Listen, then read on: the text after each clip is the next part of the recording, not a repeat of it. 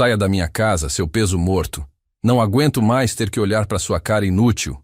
A frase ainda ecoava no meu peito, mais cortante que o vento frio daquela madrugada. Fui jogado na rua, na pior das tempestades, com a chuva lavando não só meu rosto, mas cada pedaço da minha dignidade. Achei que aquele era o fim da linha para um velho como eu, mas a vida guarda surpresas que nem a chuva mais forte consegue lavar. Poucas horas depois, meu celular tocou, e eu sabia que aquele som não era o fim, mas o começo de algo que eu jamais poderia imaginar. Eu sou Miguel, um velho operador de máquinas, quase 80 anos nas costas, e essa noite eu aprendi que nem todo teto é um lar. A chuva castigava o asfalto e me ensinava que mesmo depois de uma vida inteira de trabalho pesado, de sol a sol, de máquina em máquina, a gente ainda pode ser jogado fora como um pedaço de ferro velho. Nasci numa pequena cidade do interior de Minas Gerais, onde a terra era dura e a gente aprendia a lutar antes mesmo de aprender a falar. Meus pais eram agricultores, gente simples, mas de um coração que não cabia no peito, e foi deles que herdei a teimosia e a crença de que o suor honesto sempre valia a pena. Desde cedo, o cheiro de óleo diesel e terra molhada se misturou ao meu destino. Passei a vida operando trator, escavadeira, niveladora, abrindo caminhos onde antes só havia mato, construindo estradas que ligavam um mundo ao outro, barragens que seguravam rios, fundações para cidades inteiras. E agora, ironia do destino, estou eu aqui, sem caminho, sem estrada, sem nada, esperando amanhã chegar. Antes de continuar essa história, gostaria de agradecer esse canal pela oportunidade de me deixar contar minha história. E peço a você que está assistindo para ajudar se inscrevendo nele e também comentar a cidade que você está nos ouvindo. Todos os dias tem uma história nova. O frio era cortante, mas a dor no peito doía mais do que qualquer vento gelado. Cada pingo de chuva parecia um lembrete do vazio que meu filho havia deixado em mim. Eu, que sempre trabalhei para dar o melhor a ele, que nunca medi esforços para que não lhe faltasse nada, estava ali, na calçada, com uma pequena bolsa gasta, poucas roupas e o peso de uma rejeição que parecia esmagar meus ossos. Lembro-me de quando ele era pequeno, correndo atrás de mim na obra, os olhos brilhando ao ver as máquinas gigantes. Eu o pegava no colo, mostrava os comandos, falava sobre a força daquelas engrenagens e sonhava que ele seguiria meus passos, ou que, pelo menos, entenderia o valor do trabalho e da honestidade. Mas a vida tem dessas, né? Às vezes, o que a gente planta com tanto carinho não floresce do jeito que a gente espera. A gente rega, aduba, protege do sol forte e, de repente, a flor que nasce é espinho. Naquele momento, enquanto a água escorria pelo meu rosto enrugado, eu não sabia o que era mais pesado: a bolsa com minhas poucas coisas ou o fardo de uma vida dedicada a alguém que me via como um estorvo. Eu havia construído, literalmente, minha vida com as próprias mãos. Não tijolo por tijolo na minha casa, mas cada estrada, cada fundação, era um pedaço da minha força, da minha juventude que se ia. E cada centavo que ganhava, investia na casa, nos estudos dele, no futuro que eu imaginava para nós dois. Nunca fui de luxo, de ostentação. Minha alegria era ver o prato cheio na mesa, o telhado sobre a cabeça, a certeza de que a família estava bem. E agora, o mesmo teto que eu ajudei a manter me expulsava. As palavras dele, cheias de desprezo, ainda me perfuravam a alma. Inútil, peso morto. Eu, que nunca parei um dia sequer, que sempre me virei para sustentar a casa, era agora um fardo. A visão da minha casa, com as luzes acesas, parecia zombar da minha situação. Era um lar que eu ajudei a construir, não com cimento e areia, mas com sacrifícios e amor. Lembrei-me da minha esposa, que se foi há alguns anos, e de como ela sempre foi meu porto seguro. Se ela estivesse ali, jamais permitiria uma coisa dessas. Ela sempre foi a voz da razão, a ponte entre meu jeito mais bruto de ser e o mundo. Senti falta do seu abraço, do seu conselho, da sua simples presença que tornava qualquer dificuldade menos pesada. Naquele desamparo, sua memória era um conforto e, ao mesmo tempo, uma dor profunda, um lembrete do que eu tinha e havia perdido. O abandono do filho, Somado à ausência dela, era um golpe duplo que parecia me aniquilar por completo. Mas por mais que a dor fosse imensa, algo dentro de mim se recusava a ceder. Aquele velho operador de máquinas, acostumado a enfrentar terrenos difíceis, a consertar motores avariados e a não desistir de uma tarefa até que estivesse concluída, sabia que não podia simplesmente se entregar. A dignidade que meus pais me ensinaram, a honra que aprendi em cada dia de trabalho, me impedia de me ver como um peso morto. Eu havia vivido uma vida de propósito, de entrega. E se meu filho não via isso, se ele me tratava assim, o problema não era meu, era dele. Eu podia estar na rua, na chuva, mas eu ainda era Miguel. E Miguel nunca foi de se ajoelhar. Foi então que, em meio ao barulho da chuva e ao turbilhão de pensamentos, um som rompeu o véu de desespero. Meu celular, um aparelho antigo que eu só usava para emergências, começou a tocar. O visor mostrava um número desconhecido. Quem, em sã consciência, ligaria para um velho como eu, no meio da madrugada, durante uma tempestade daquelas? Meu coração, já tão castigado, deu um salto. A mão tremeu um pouco ao estender o braço e pegar o aparelho da bolsa molhada. Aquele toque insistente parecia carregar um peso, uma urgência que não combinava com o abandono que eu acabara de sofrer. Eu soube naquele instante que a tempestade lá fora era só o começo de uma outra muito maior, que estava prestes a se formar dentro de mim. Quem seria? E o que, em nome de Deus, alguém poderia querer de um velho jogado na rua, no meio da madrugada? O celular continuava a vibrar na minha mão, e a cada toque, um arrepio diferente percorria minha espinha. A chuva não dava trégua, mas o som daquela ligação era mais alto, mais perturbador do que qualquer trovão. Hesitei por um instante, o dedo pairando sobre a tela, como se o simples ato de atender pudesse mudar tudo. E mudou. A voz do outro lado não era de perdão, nem de consolo. Era a voz do meu filho, mas não era a voz raivosa de horas atrás. Era trêmula, carregada de uma urgência que eu nunca tinha ouvido antes, quase um sussurro desesperado que mal conseguia competir com o barulho da tempestade. Pai, o senhor precisa vir. Agora! Aquele pai foi como um choque elétrico. Há quanto tempo eu não ouvia essa palavra dita com tanto desespero? A fúria que me dominava minutos antes deu lugar a uma confusão profunda. O que poderia ser tão grave para que ele, que me expulsara com tanto desprezo, me chamasse de volta, com a voz embargada e quase irreconhecível? Meu instinto de pai, adormecido sob camadas de dor e mágoa, despertou de repente. Por um segundo esqueci a calçada fria, a chuva impiedosa, o abandono. Apenas o som daquela voz rasgando a noite me impulsionava. O que aconteceu? Perguntei, minha própria voz rouca pelo frio e pela emoção contida. Ele não respondeu de imediato. Apenas um suspiro pesado, seguido de um lamento quase inaudível. A ligação foi cortada abruptamente, deixando-me ali, no meio da rua, com o coração acelerado e a mente empolvorosa. Eu, Miguel, o ex-operador de máquinas que achou que sua jornada tinha chegado ao fim, estava agora no meio de um turbilhão.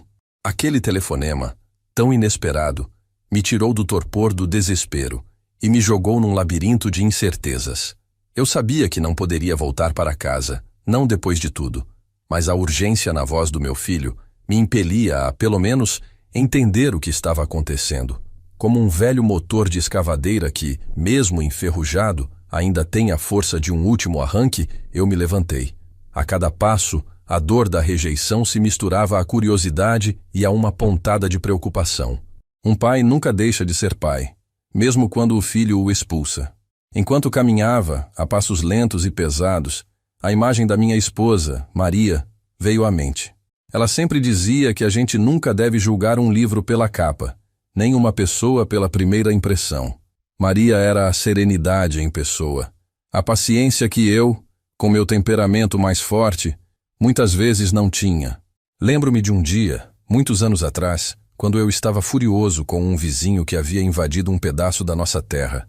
Eu queria ir lá e resolver a situação do meu jeito, com a força que a vida na roça me ensinara.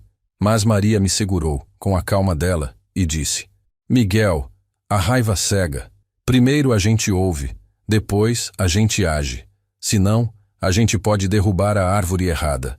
Ela estava certa, como sempre.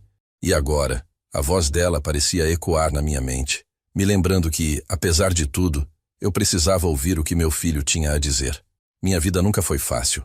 Desde menino, na roça, aprendi que a terra não dá nada de graça. A gente tem que arar, plantar, colher e, muitas vezes, lutar contra a seca ou a enchente. Quando me tornei operador de máquinas, a luta continuou. Horas e horas de trabalho pesado, debaixo de sol escaldante ou chuva gelada, longe de casa, em acampamentos improvisados, mas eu nunca reclamei. Sabia que cada gota de suor era para construir um futuro melhor para minha família, para dar ao meu filho o que eu não tive. E não era só dinheiro. Era a base, o caráter, a dignidade. Eu queria que ele soubesse que um homem de verdade não se curva diante das dificuldades, mas as enfrenta de cabeça erguida. Lembro-me de um projeto grande, uma barragem no norte do país. Fiquei meses longe de casa, perdendo o aniversário do meu filho, os primeiros passos dele. Mas todo mês eu mandava dinheiro, escrevia cartas, e quando voltava, trazia presentes, histórias, e tentava compensar a ausência com todo o amor que cabia no meu peito. Eu o ensinei a dirigir o trator da fazenda, a consertar pequenos motores. Queria que ele tivesse o conhecimento nas mãos, a independência. Ele sempre foi um menino esperto, mas com um brilho diferente nos olhos, uma certa ambição que eu não compreendia bem. Ele queria mais, sempre mais. E eu, na minha ingenuidade de pai, achava que isso era bom, que era sinal de progresso. Mal sabia eu que essa ambição, um dia, se voltaria contra mim. Cheguei à porta da casa, o coração apertado. A luz da sala ainda estava acesa. Bati uma vez, duas, e a porta se abriu lentamente. Meu filho estava lá, o rosto pálido, os olhos marejados, o corpo tremendo. Não havia mais a raiva de antes, apenas um medo que ele mal conseguia esconder. Ele me olhou e, por um instante, vi um vislumbre do menino que eu conhecia, do meu filho. Ele não disse nada, apenas me deu passagem. O ar dentro da casa estava pesado, denso, como se um segredo antigo guardado a 7 chaves estivesse prestes a ser revelado. No sofá estava um homem que eu não conhecia, um senhor de terno, com uma pasta na mão. Ao lado dele, uma mulher de semblante sério. Eles me olharam com uma mistura de curiosidade e respeito, algo que eu não sentia há muito tempo. Meu filho apontou para a poltrona, e eu me sentei, sentindo o peso daquela situação. A chuva lá fora continuava a cair, lavando as ruas, mas dentro daquela sala, a tempestade estava apenas começando. O homem de terno abriu a pasta e começou a falar, e a cada palavra, um pedaço do meu passado, que eu julgava enterrado, começava a vir à tona. E eu sabia, naquele momento, que a ligação não era sobre perdão, mas sobre algo muito maior, algo que mudaria o rumo de todas as nossas vidas, e que meu filho, na sua arrogância, jamais poderia ter imaginado. O homem de terno, com uma calma quase irritante diante da minha confusão e do nervosismo do meu filho, pigarreou antes de começar a falar. Seu olhar fixo em mim, como se tentasse decifrar um enigma, me causava um desconforto profundo. A mulher ao seu lado, que se apresentou como doutora Helena, uma assistente social, apenas observava, com uma seriedade que me fez sentir como um réu em um tribunal. Meu filho, ao invés de explicar, estava encolhido no canto do sofá, os olhos baixos, a vergonha estampada no rosto. Aquele silêncio pesado, quebrado apenas pelo som da chuva lá fora, era mais ensurdecedor do que qualquer grito. «Senhor Miguel», começou o homem, a voz formal e pausada. «Meu nome é Dr. Roberto, sou advogado, e estou aqui em nome de uma pessoa que talvez o senhor não se recorde de imediato». Aquela frase me atingiu como um raio. Não se recordar? Em quase 80 anos de vida, eu havia conhecido muita gente, trabalhado em muitos lugares. Mas havia algo na forma como ele falou, na hesitação em seus olhos, que me fez sentir que a pessoa a quem ele se referia não era um conhecido qualquer, mas alguém com quem eu tivera uma ligação mais profunda.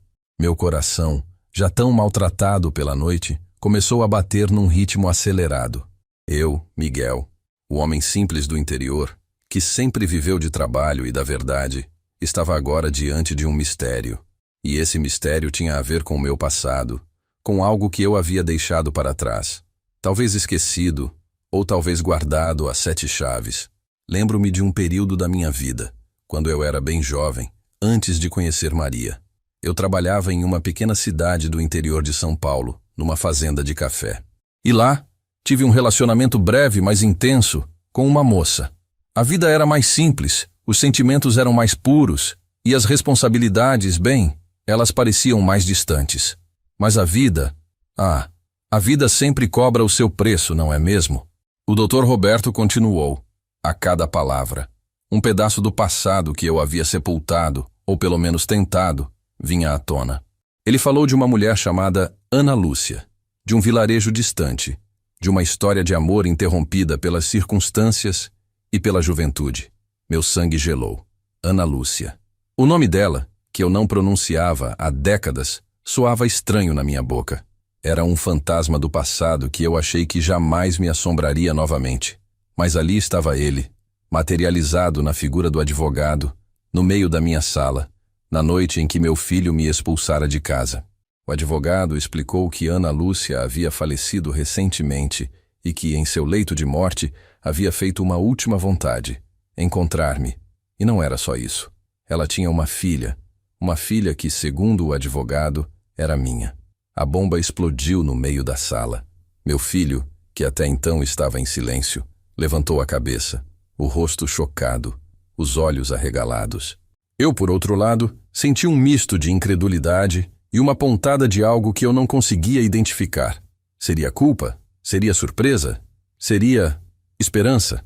Uma filha. Eu tinha outra filha. A história que o Dr. Roberto me contou era de um tempo em que eu era um jovem caminhoneiro, percorrendo as estradas de terra do interior do Brasil, transportando café. Eu nasci e cresci numa pequena propriedade rural em Minas, onde a vida era dura, mas a família era tudo. Aos 18, decidi buscar novos ares. E a estrada me chamou.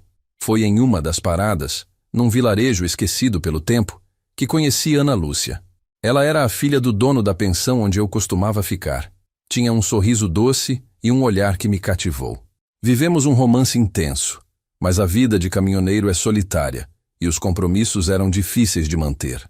Eu era jovem, inexperiente, e a responsabilidade de uma família parecia um fardo pesado demais para os meus ombros. Acabei partindo, prometendo voltar, mas a vida me levou por outros caminhos, e Ana Lúcia ficou para trás.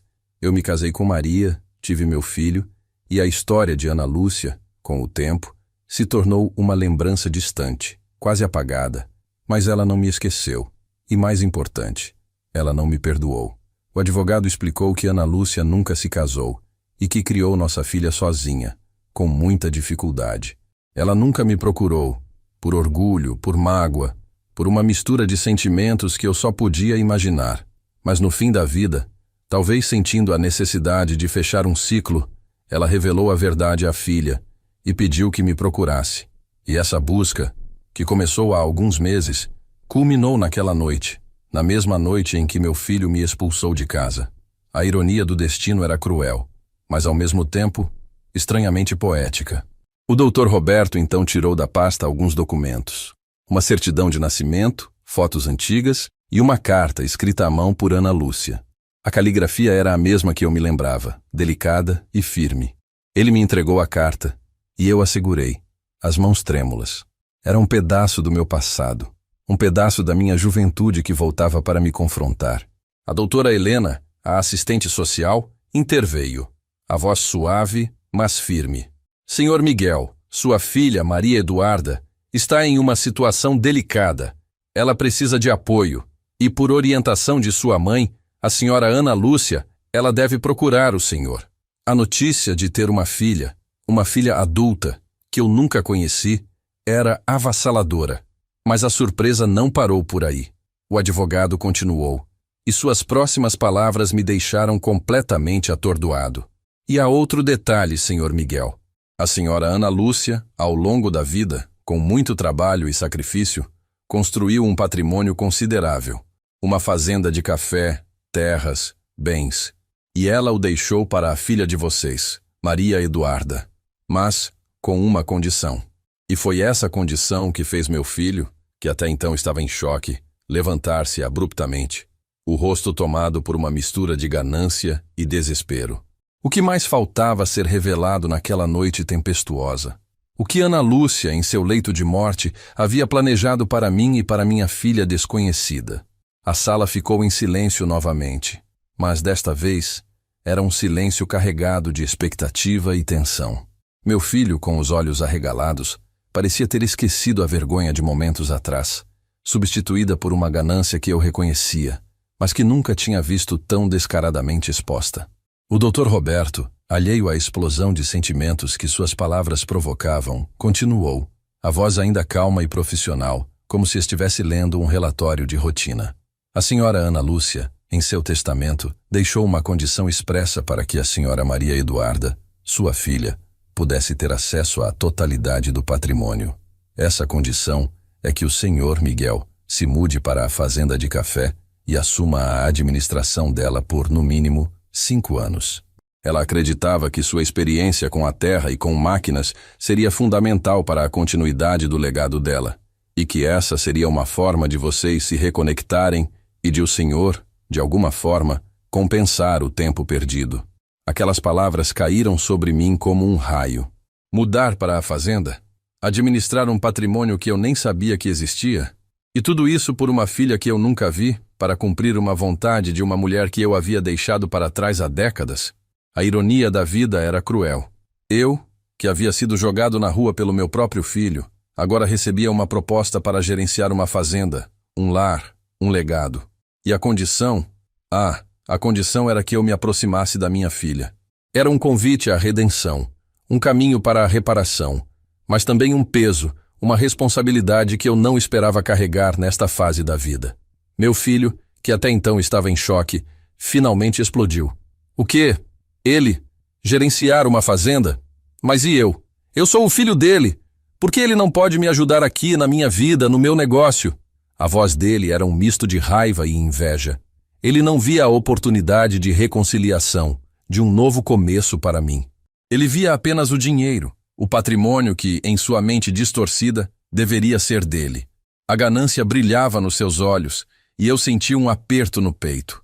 Era a confirmação do que eu já suspeitava há muito tempo. O dinheiro havia corroído o coração do meu filho. Lembro-me de quando ele era criança e eu o levava para pescar no rio perto de casa. Ele ficava fascinado com a natureza, com a simplicidade da vida. Eu o ensinava a amarrar o anzol, a ter paciência para esperar o peixe. E ele, com a inocência da idade, me perguntava: pai, por que a gente não pode ter um sítio grande com muitos animais? Eu sorria e dizia que um dia, quem sabe, se a gente trabalhasse duro, a gente teria. Eu queria incutir nele o valor do trabalho, da conquista honesta. Mas em algum momento, no caminho, ele se perdeu. A simplicidade deu lugar à ambição desmedida, e a paciência à pressa por ter tudo e rápido. O Dr. Roberto, com a paciência de um monge, explicou que a vontade de Ana Lúcia era inegociável. A fazenda, as terras, os bens, tudo estava vinculado à minha presença lá.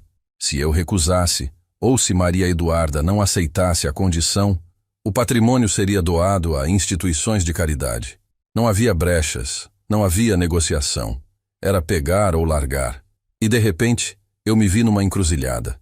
De um lado, o abandono, a rua, a incerteza. Do outro, um passado que voltava, uma filha desconhecida e a chance de um novo começo, de um propósito. A doutora Helena, a assistente social, interveio novamente, com uma voz mais suave, mas ainda carregada de seriedade. Senhor Miguel, Maria Eduarda é uma mulher forte, mas a perda da mãe foi um golpe duro. Ela vive de forma simples no vilarejo, cuidando de algumas terras menores. O patrimônio da fazenda é algo gigantesco para ela, e ela precisa de alguém para guiá-la, para protegê-la. E a mãe dela, Ana Lúcia, acreditava que esse alguém era o Senhor. Suas palavras me tocaram. Não era só sobre dinheiro, sobre bens. Era sobre uma filha que precisava de um pai, de um guia. E eu, que achei que não tinha mais propósito, me vi diante de uma nova missão. Eu, Miguel, o ex-caminhoneiro que havia deixado uma história para trás, agora tinha a chance de reescrevê-la. Lembro-me de como Maria, minha esposa, sempre me incentivou a ser um homem justo, a não guardar rancor. Ela dizia que o perdão era um presente que a gente dava a si mesmo. E talvez essa fosse a minha chance de perdoar a mim mesmo pelo erro do passado, por ter abandonado Ana Lúcia e nossa filha. E talvez fosse a chance de mostrar ao meu filho que a vida não é só sobre ter, mas sobre ser. Olhei para meu filho, que ainda estava em pé, com o rosto contorcido pela raiva e pela frustração. Ele me viu como um velho inútil, um fardo, mas a vida, em sua sabedoria peculiar, me dava a chance de provar o contrário. Eu não seria um peso morto. Eu seria um homem de atitude, um homem que faria justiça, não só para mim, mas para minha filha e para o legado de Ana Lúcia. O brilho da ganância nos olhos do meu filho contrastava com a dignidade que eu sentia renascer em mim. Eu não queria um final feliz a qualquer custo. Eu queria um final justo, e para isso, eu sabia que teria que tomar uma decisão difícil. A chuva lá fora, que antes parecia um lamento, agora soava como um tambor, marcando o ritmo de uma nova jornada. Eu tinha uma escolha a fazer: aceitar o desafio, confrontar meu passado e abraçar um futuro incerto, mas cheio de propósito. Ou me render à dor, ao abandono e me consumir na amargura. Mas Miguel, o velho operador de máquinas, nunca foi de desistir. E eu sabia, com toda a certeza do meu coração, que não desistiria agora. O que viria a seguir seria uma luta, uma jornada de autodescoberta e de reparação. E eu estava pronto para ela. Afinal, a vida sempre nos dá uma segunda chance, não é mesmo? E a minha estava ali, batendo à minha porta no meio da tempestade. A decisão estava tomada. Eu, Miguel, aceitaria a condição. Mudar para a fazenda, conhecer minha filha e assumir o legado de Ana Lúcia. A sala ainda estava em silêncio, mas a tensão havia se dissipado um pouco, substituída por uma estranha sensação de alívio e, ao mesmo tempo, de apreensão. Meu filho, derrotado, sentou-se novamente, com os ombros curvados, a ganância em seus olhos agora misturada com uma frustração palpável. Ele não havia conseguido o que queria, e isso o corroía. O Dr. Roberto, vendo minha aceitação, esboçou um leve sorriso. Excelente, Sr. Miguel. A Sra. Maria Eduarda ficará muito feliz. Ela está na cidade, aguardando uma reunião conosco amanhã pela manhã. Podemos organizar o encontro de vocês para depois da reunião, se o senhor estiver de acordo. Eu assenti, meu coração batendo forte. Encontrar minha filha. A imagem dela, uma mulher adulta que eu nunca vira, preenchia meus pensamentos. Como ela seria? Teria os olhos de Ana Lúcia? Ou talvez algo meu? A doutora Helena, com sua voz calma e empática, ofereceu-me um abrigo para a noite. Senhor Miguel, seria melhor o senhor passar a noite em um lugar mais confortável. A tempestade ainda não passou, e amanhã teremos um dia longo. Eu aceitei, grato pela gentileza. Meu filho nem se moveu, nenhuma palavra de arrependimento, nenhum convite para ficar. Aquela indiferença dele me doía mais do que qualquer ofensa. Mas eu sabia que não podia esperar nada diferente. Aquele capítulo da minha vida estava se fechando, e um novo estava prestes a começar. Na manhã seguinte, o sol tentava romper as nuvens, deixando a cidade com um ar lavado e renovado. O cansaço da noite anterior ainda pesava nos meus ossos, mas a expectativa do encontro com Maria Eduarda me dava uma energia que eu não sentia há muito tempo. A doutora Helena me levou até o escritório do Dr. Roberto, onde minha filha já aguardava. Ao entrar na sala, meu olhar a encontrou imediatamente. Ela estava sentada, de costas para a porta, os ombros tensos. Tinha os cabelos castanhos escuros, presos num coque, e uma postura que exalava força, mas também uma certa vulnerabilidade. Quando ela se virou, meu coração deu um salto. Os olhos dela eram os de Ana Lúcia. O mesmo formato, a mesma intensidade, mas com uma camada de tristeza que me atingiu em cheio. Ela me olhou e eu vi neles uma mistura de curiosidade, mágoa e um toque de algo que eu não conseguia decifrar. Ela não se levantou, apenas me observou, como se estivesse me avaliando, me julgando. E eu sabia que tinha muito a provar, muito a compensar. O Dr. Roberto fez as apresentações formais e a doutora Helena tentou quebrar o gelo. Mas o silêncio entre nós dois era pesado, carregado de décadas de ausência, de perguntas não feitas, de palavras não ditas. Maria Eduarda foi a primeira a falar, a voz firme, mas com uma pontada de rancor. Então, o senhor é meu pai. Não era uma pergunta, era uma constatação, quase uma acusação. Eu senti o peso da minha falha, da minha ausência. Sim, minha filha, eu sou Miguel, respondi, minha voz um pouco embargada.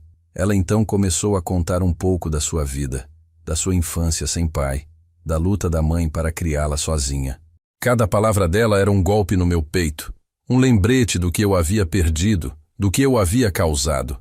Ela falou da pobreza, das dificuldades, da força de Ana Lúcia, que nunca se queixou, mas que carregava a dor de um abandono. Ela não me culpava diretamente, mas a história dela era uma acusação silenciosa, uma ferida aberta que eu não sabia como curar. Lembro-me da minha vida de caminhoneiro, das estradas empoeiradas, da solidão. Eu era jovem, inexperiente, e o medo de não ser capaz de sustentar uma família me fez fugir. Eu me arrependo amargamente da minha covardia, mas na época eu não tinha a maturidade, a sabedoria que a vida me deu depois. Eu achava que estava fazendo o certo, que estava protegendo Ana Lúcia de uma vida de dificuldades. Que tolo eu fui. Eu a abandonei, e com ela, abandonei minha filha. E essa dor, essa culpa, me acompanhou por toda a vida, mesmo que eu tentasse escondê-la sob camadas de trabalho e dedicação à minha nova família. Maria Eduarda continuou, falando da fazenda, da paixão da mãe por cada pé de café, por cada pedaço de terra. Ela disse que a mãe sempre sonhou em expandir a fazenda, em fazer dela um lugar próspero, mas que as dificuldades financeiras e a falta de apoio a impediram. E foi nesse momento que ela revelou um segredo que Ana Lúcia guardou a 7 chaves. Minha mãe sempre disse que o senhor era o único homem que ela conheceu que realmente amava a terra, que entendia a alma dela. Ela dizia que o senhor tinha um dom, uma capacidade de fazer a terra florescer, e foi por isso que ela o escolheu para cuidar do legado dela. Aquilo me pegou de surpresa. Ana Lúcia, mesmo depois de todo o sofrimento que eu causei, ainda tinha essa imagem de mim. Ela ainda acreditava no meu dom, na minha capacidade. Uma pontada de esperança, misturada com uma culpa avassaladora, me atingiu. Eu havia falhado com ela, com nossa filha, mas ela, em seu leito de morte, me dava uma segunda chance. Era uma oportunidade de reparação, de redenção, e eu sabia que não podia desperdiçá-la. O encontro terminou com um acordo. Eu iria para a fazenda, conheceria o lugar e começaria a trabalhar na administração. Maria Eduarda, embora ainda reservada, parecia um pouco mais aliviada. Talvez a presença de um pai, mesmo que tardia, fosse um alívio para ela. Ou talvez ela apenas quisesse que o desejo da mãe fosse cumprido. Eu não sabia, mas eu estava disposto a lutar por essa chance, a provar a ela, e a mim mesmo, que eu podia ser o pai que ela merecia. Ao sair do escritório, o Dr. Roberto me entregou uma chave. Essa é a chave da sua casa na fazenda, Sr. Miguel. É um lugar simples, mas acolhedor. Espero que o senhor se sinta em casa. Eu segurei a chave, um símbolo de um novo começo, de um novo lar. Eu, que havia sido expulso da minha casa, agora tinha um novo teto, um novo propósito. A tempestade lá fora havia cessado, e o sol brilhava, prometendo um novo dia. Mas a tempestade dentro de mim, a tempestade de emoções, de culpa, de esperança, estava apenas começando. E eu sabia que a jornada seria longa, mas que cada passo valeria a pena. O que me esperava na fazenda? E como eu faria para conquistar o coração da minha filha, para curar as feridas do passado? A viagem até a fazenda foi longa, pontuada por paisagens que me remetiam a um passado distante, a um tempo em que a vida era mais simples e as escolhas menos dolorosas. O carro do Dr. Roberto serpenteava por estradas de terra, levantando nuvens de poeira vermelha, e a cada curva, um pedaço da minha memória de caminhoneiro voltava. O cheiro de terra molhada, de mato, de café, preenchia o ar, e eu sentia uma familiaridade que me aquecia o coração. Era o cheiro da vida, da luta, do meu próprio DNA. Chegamos à fazenda no final da tarde, quando o sol começava a se pôr, pintando o céu de tons alaranjados e roxos. A casa, simples e rústica, mas bem cuidada, ficava no alto de uma pequena colina, com uma vista deslumbrante para os cafezais que se estendiam até onde a vista alcançava. Era uma paisagem de tirar o fôlego, um testamento do trabalho e da paixão de Ana Lúcia. Eu, Miguel, o homem que sempre viveu para o trabalho, me senti em casa ali, de uma forma que não sentia há muito tempo. A casa era pequena, mas acolhedora. 2 quartos, uma sala e uma cozinha. Havia um cheiro de café fresco no ar, e a simplicidade dos móveis, a organização impecável, falavam muito sobre a mulher que ali viveu. Maria Eduarda não estava lá. Ela havia dito que precisava resolver algumas coisas no vilarejo e que viria no dia seguinte. Senti um misto de alívio e decepção. Alívio por ter um tempo para processar tudo, para me acostumar com um novo ambiente. Decepção por não poder começar imediatamente a tentar quebrar o gelo entre nós. O Dr. Roberto me deixou ali, com a promessa de voltar em alguns dias, para resolver as questões burocráticas. A doutora Helena, com sua gentileza habitual, me deixou uma cesta com alguns alimentos e um bilhete, desejando-me boa sorte. E então eu estava sozinho. Sozinho na imensidão da fazenda, com o som dos grilos e o vento sussurrando entre as folhas dos cafezais. Era uma solidão diferente da que eu sentia na calçada. Uma solidão que não era de abandono, mas de recomeço. Passei a noite explorando a casa, cada canto, cada objeto.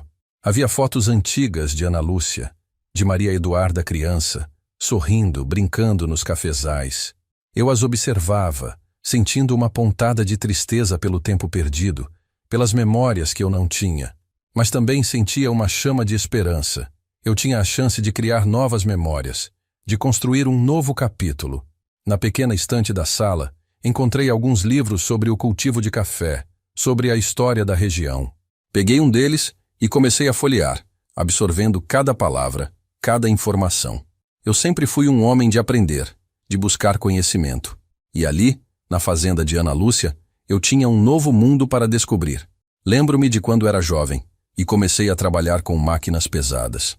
Eu era um autodidata. Aprendi tudo na prática, com a experiência. Mas sempre fui curioso. Sempre quis saber mais.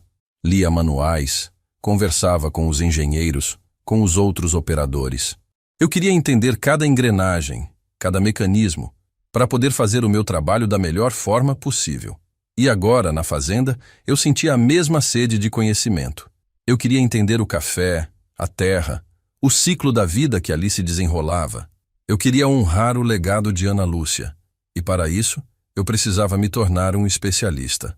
A manhã seguinte amanheceu com um sol forte, e o cheiro de café torrado me despertou. Havia uma pequena torrefação na fazenda, e o aroma era inebriante. Saí para a varanda, e a vista era ainda mais deslumbrante sob a luz do sol. Os cafezais brilhavam, e o som dos pássaros preenchia o ar. Eu me senti em paz, pela primeira vez em muito tempo. Comecei a caminhar pelos cafezais, observando cada pé de café, cada folha, cada grão. Eu sentia a energia da terra, a vida que brotava dela. Lembrei-me do meu pai, um homem da roça, que me ensinou a respeitar a terra, a cuidar dela, a entender seus ciclos.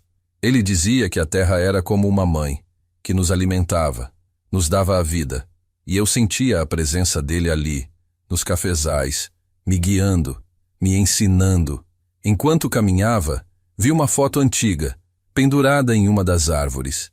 Era Ana Lúcia, jovem, sorrindo, com um cesto de café nas mãos. Ao lado dela, uma pequena menina, Maria Eduarda, com os mesmos olhos grandes e curiosos. Aquela foto me atingiu em cheio. Era um lembrete do que eu havia perdido, do que eu havia negado a mim mesmo. Mas também era um convite. Um convite para me reconectar com o passado, para construir um futuro. De repente, ouvi um barulho de carro se aproximando. Era Maria Eduarda. Ela desceu do carro e veio em minha direção, o rosto sério, mas com um brilho diferente nos olhos. Ela carregava uma caixa e, ao se aproximar, me estendeu. Minha mãe guardava isso para o senhor. Ela disse que um dia o senhor entenderia o valor que isso tinha. Eu peguei a caixa, o coração batendo forte. O que Ana Lúcia havia guardado para mim por tantos anos. O que ela queria que eu entendesse? A curiosidade me consumia, e eu sabia que aquele objeto, seja lá o que fosse, seria mais um pedaço do quebra-cabeça que eu estava tentando montar. E talvez a chave para o coração da minha filha. A caixa nas minhas mãos era de madeira rústica, mas bem conservada, com um fecho de metal que já mostrava o desgaste do tempo. O peso dela era leve, mas o que ela representava era imenso. Maria Eduarda me observava com uma seriedade que não me permitia decifrar seus pensamentos. Seus olhos, tão parecidos com os de sua mãe, fixavam-se em mim, como se esperassem uma reação, uma emoção. Eu senti um frio na barriga, uma mistura de medo e curiosidade. O que Ana Lúcia teria guardado para mim por tantos anos, com a promessa de que um dia eu entenderia seu valor? Com as mãos trêmulas, abri o fecho. Dentro, envolto em um pano de algodão amarelado pelo tempo, havia um objeto. Não era ouro, nem joia, nem dinheiro. Era uma pequena pá de jardinagem, de metal, com o cabo de madeira gasto. Era uma pá simples, talvez a que Ana Lúcia usava para plantar suas mudas de café, ou para cuidar de seu pequeno jardim. Mas não era só isso. Gravado no metal, com uma caligrafia delicada, estavam as iniciais, AL+M, e uma data. A data em que nos conhecemos. Aquela pá me atingiu mais forte do que qualquer golpe. Não era um objeto de valor material, mas sim de um valor sentimental inestimável. Era um símbolo do nosso passado, do amor que compartilhamos, da vida que poderíamos ter construído juntos. Ana Lúcia não havia guardado rancor. Ela havia guardado a lembrança do nosso amor, da nossa história, e a entregava a mim, como um convite ao perdão, à reconciliação. As lágrimas, que eu havia segurado por tanto tempo, finalmente escorreram pelo meu rosto enrugado. Maria Eduarda, ao ver minha emoção, sentou-se ao meu lado, e pela primeira vez vi um pouco da rigidez em seu rosto se suavizar. Minha mãe sempre usou essa pá. Ela dizia que com ela plantava não só sementes, mas esperança. E ela sempre dizia que o Senhor era um homem que entendia a terra, que tinha o dom de fazer as coisas florescerem. A voz dela era mais suave agora, quase um sussurro. Ela guardou essa pá por toda a vida, esperando o dia em que o Senhor voltaria, em que o Senhor entenderia o que ela significava. Eu segurei a pá, sentindo o peso da história, o peso do arrependimento. Lembrei-me de um dia, no início do nosso romance, quando eu a ajudei a plantar um pequeno jardim de flores na frente da pensão. Eu, um caminhoneiro bruto, com as mãos calejadas, me vi ali, delicadamente, plantando as mudas ao lado dela. Ela me ensinou a sentir a terra, a entender o ciclo da vida, a ter paciência para esperar o florescer. E eu, naquele momento, me apaixonei não só por ela, mas pela simplicidade da vida, pela conexão com a natureza. Mas o medo, a covardia, me fizeram fugir. Aquele objeto tão simples era a prova de que Ana Lúcia, mesmo depois de todo o sofrimento, ainda me amava, ainda acreditava em mim. E era um lembrete do que eu havia perdido. Não só um amor, mas uma vida, uma família, um propósito. Eu chorei, não só pela perda de Ana Lúcia, mas pela minha própria falha, pela minha incapacidade de ser o homem que ela merecia, o pai que Maria Eduarda precisava. Maria Eduarda, com uma delicadeza que me surpreendeu, colocou a mão no meu ombro. Minha mãe nunca falou mal do Senhor. Ela sempre disse que o Senhor era um bom homem, que as circunstâncias da vida o separaram. Ela só queria que o Senhor soubesse que ela o perdoou, e que ela queria que o Senhor tivesse a chance de se reconectar com a nossa família, com o nosso legado. Aquelas palavras foram um bálsamo para a minha alma ferida. O perdão de Ana Lúcia era tudo o que eu precisava. Eu olhei para ela, os olhos marejados, e pela primeira vez vi não só a mágoa, mas também uma pontada de compaixão em seu olhar. Eu sinto muito, minha filha. Sinto muito por tudo, pela minha ausência, pelo meu erro, por ter feito sua mãe sofrer. Ela apenas assentiu, sem dizer nada. Mas o silêncio dela era mais eloquente do que qualquer palavra. Era um silêncio de aceitação, de um começo, de uma ponte que estava sendo construída entre nós. A partir daquele dia, a pá de Ana Lúcia se tornou meu amuleto, meu guia. Eu a carregava comigo para os cafezais e a usava para plantar novas mudas, para cuidar da terra. Cada vez que a segurava, Sentia a presença de Ana Lúcia, a força dela, a sabedoria dela. E sentia também a responsabilidade de honrar seu legado, de cuidar daquela terra, de fazer a fazenda florescer. Maria Eduarda, aos poucos, começou a se abrir. Ela me contava histórias da mãe, da infância dela na fazenda. Eu a ouvia com atenção, absorvendo cada palavra, cada detalhe. Eu queria conhecer a mulher que ela se tornou, a mulher que Ana Lúcia havia criado. E queria, acima de tudo, construir uma relação de pai e filha, uma relação que eu havia negado a nós dois por tanto tempo. A fazenda se tornou meu refúgio, meu novo lar. Eu passava os dias nos cafezais, aprendendo sobre o cultivo, sobre a colheita, sobre a torrefação. Eu me sentia vivo novamente, com um propósito, com uma missão. E a cada dia, a conexão com Maria Eduarda ficava mais forte. Ela me mostrava os cadernos da mãe, com anotações sobre as plantações, sobre as receitas de café. E eu, com minha experiência em máquinas, comecei a modernizar a torrefação, a otimizar os processos. Mas a paz que eu encontrei na fazenda seria testada. Um dia, enquanto eu e Maria Eduarda trabalhávamos nos cafezais, um carro se aproximou. Era meu filho. Ele desceu do carro, o rosto contraído pela raiva e pela inveja. Ele não podia aceitar que eu havia encontrado um novo propósito, uma nova família, um novo lar. E eu sabia que a visita dele não era para se reconciliar, mas para tentar destruir o que eu estava construindo. A tempestade havia passado, mas as nuvens da discórdia ainda pairavam sobre nós.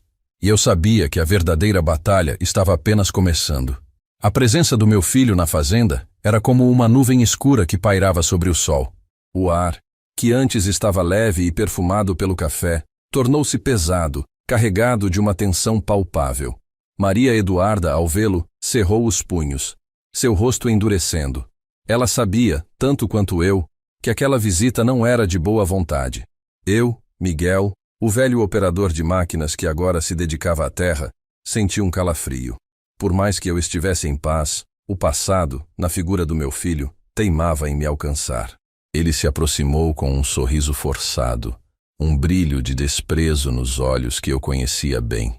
Então, o velho resolveu virar fazendeiro? Que piada! Achei que o senhor fosse inútil demais para isso. A voz dele era cheia de sarcasmo, e cada palavra era uma tentativa de me diminuir, de me desestabilizar. Mas eu não era mais o homem que ele havia expulsado na tempestade. Eu tinha um propósito, uma filha, um legado para proteger. Maria Eduarda não se conteve. Ele não é inútil. Ele está honrando a memória da minha mãe, algo que você, com sua ganância, jamais entenderia. A resposta dela foi firme, corajosa, e me encheu de orgulho. Meu filho a olhou com surpresa, como se não esperasse aquela reação. Ele estava acostumado a me ver calado, a me ver aceitar suas humilhações. Mas Maria Eduarda era diferente. Ela tinha a força de Ana Lúcia, a dignidade que ele havia esquecido. Ele tentou ignorá-la, virando-se para mim. Pai, eu vim aqui para conversarmos. Preciso da sua ajuda. Meus negócios não estão indo bem. Preciso de dinheiro, de um empréstimo. E eu sei que agora o senhor tem muito, não é? Graças a essa herança inesperada. A palavra herança foi dita com um tom de desdém, como se a riqueza de Ana Lúcia fosse algo sujo, algo que não me pertencia. Eu, Miguel, que havia passado uma vida inteira construindo estradas, barragens, sustentando minha família com o suor do meu trabalho, me senti novamente confrontado pela ganância. Lembrei-me de todas as vezes que ele me pediu dinheiro, sempre com a promessa de que seria para um investimento que nunca dava certo. Eu sempre ajudei, sempre dei o que podia, na esperança de que ele encontrasse seu caminho, que aprendesse o valor do trabalho. Mas ele só via o dinheiro, nunca o esforço por trás dele. Maria Eduarda, ao meu lado, segurou minha mão, um gesto de apoio que me deu força. Eu olhei para meu filho e pela primeira vez não senti raiva, mas pena. Pena por ele ser tão cego, tão consumido pela ganância, que não conseguia ver o valor do que realmente importava. A família, o amor, a dignidade. Eu não tenho dinheiro para te emprestar, meu filho. Respondi, a voz calma, mas firme. Todo o patrimônio da fazenda está vinculado à administração dela, E a minha filha Maria Eduarda? Não é meu para dispor. Ele riu, um riso amargo e desdenhoso. Ah, sim, a filha que apareceu do nada. Que conveniente, não é? Aposto que vocês dois armaram tudo isso para me tirar do caminho, para ficar com tudo. Aquelas palavras me atingiram como um soco.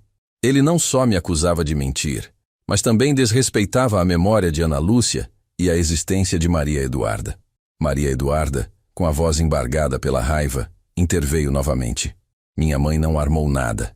Ela só queria que a verdade viesse à tona, que o senhor meu pai tivesse a chance de se redimir. E que eu tivesse a chance de conhecer meu pai. Você não tem o direito de falar assim da minha mãe, nem de mim. A força dela era inspiradora, e eu senti um orgulho imenso.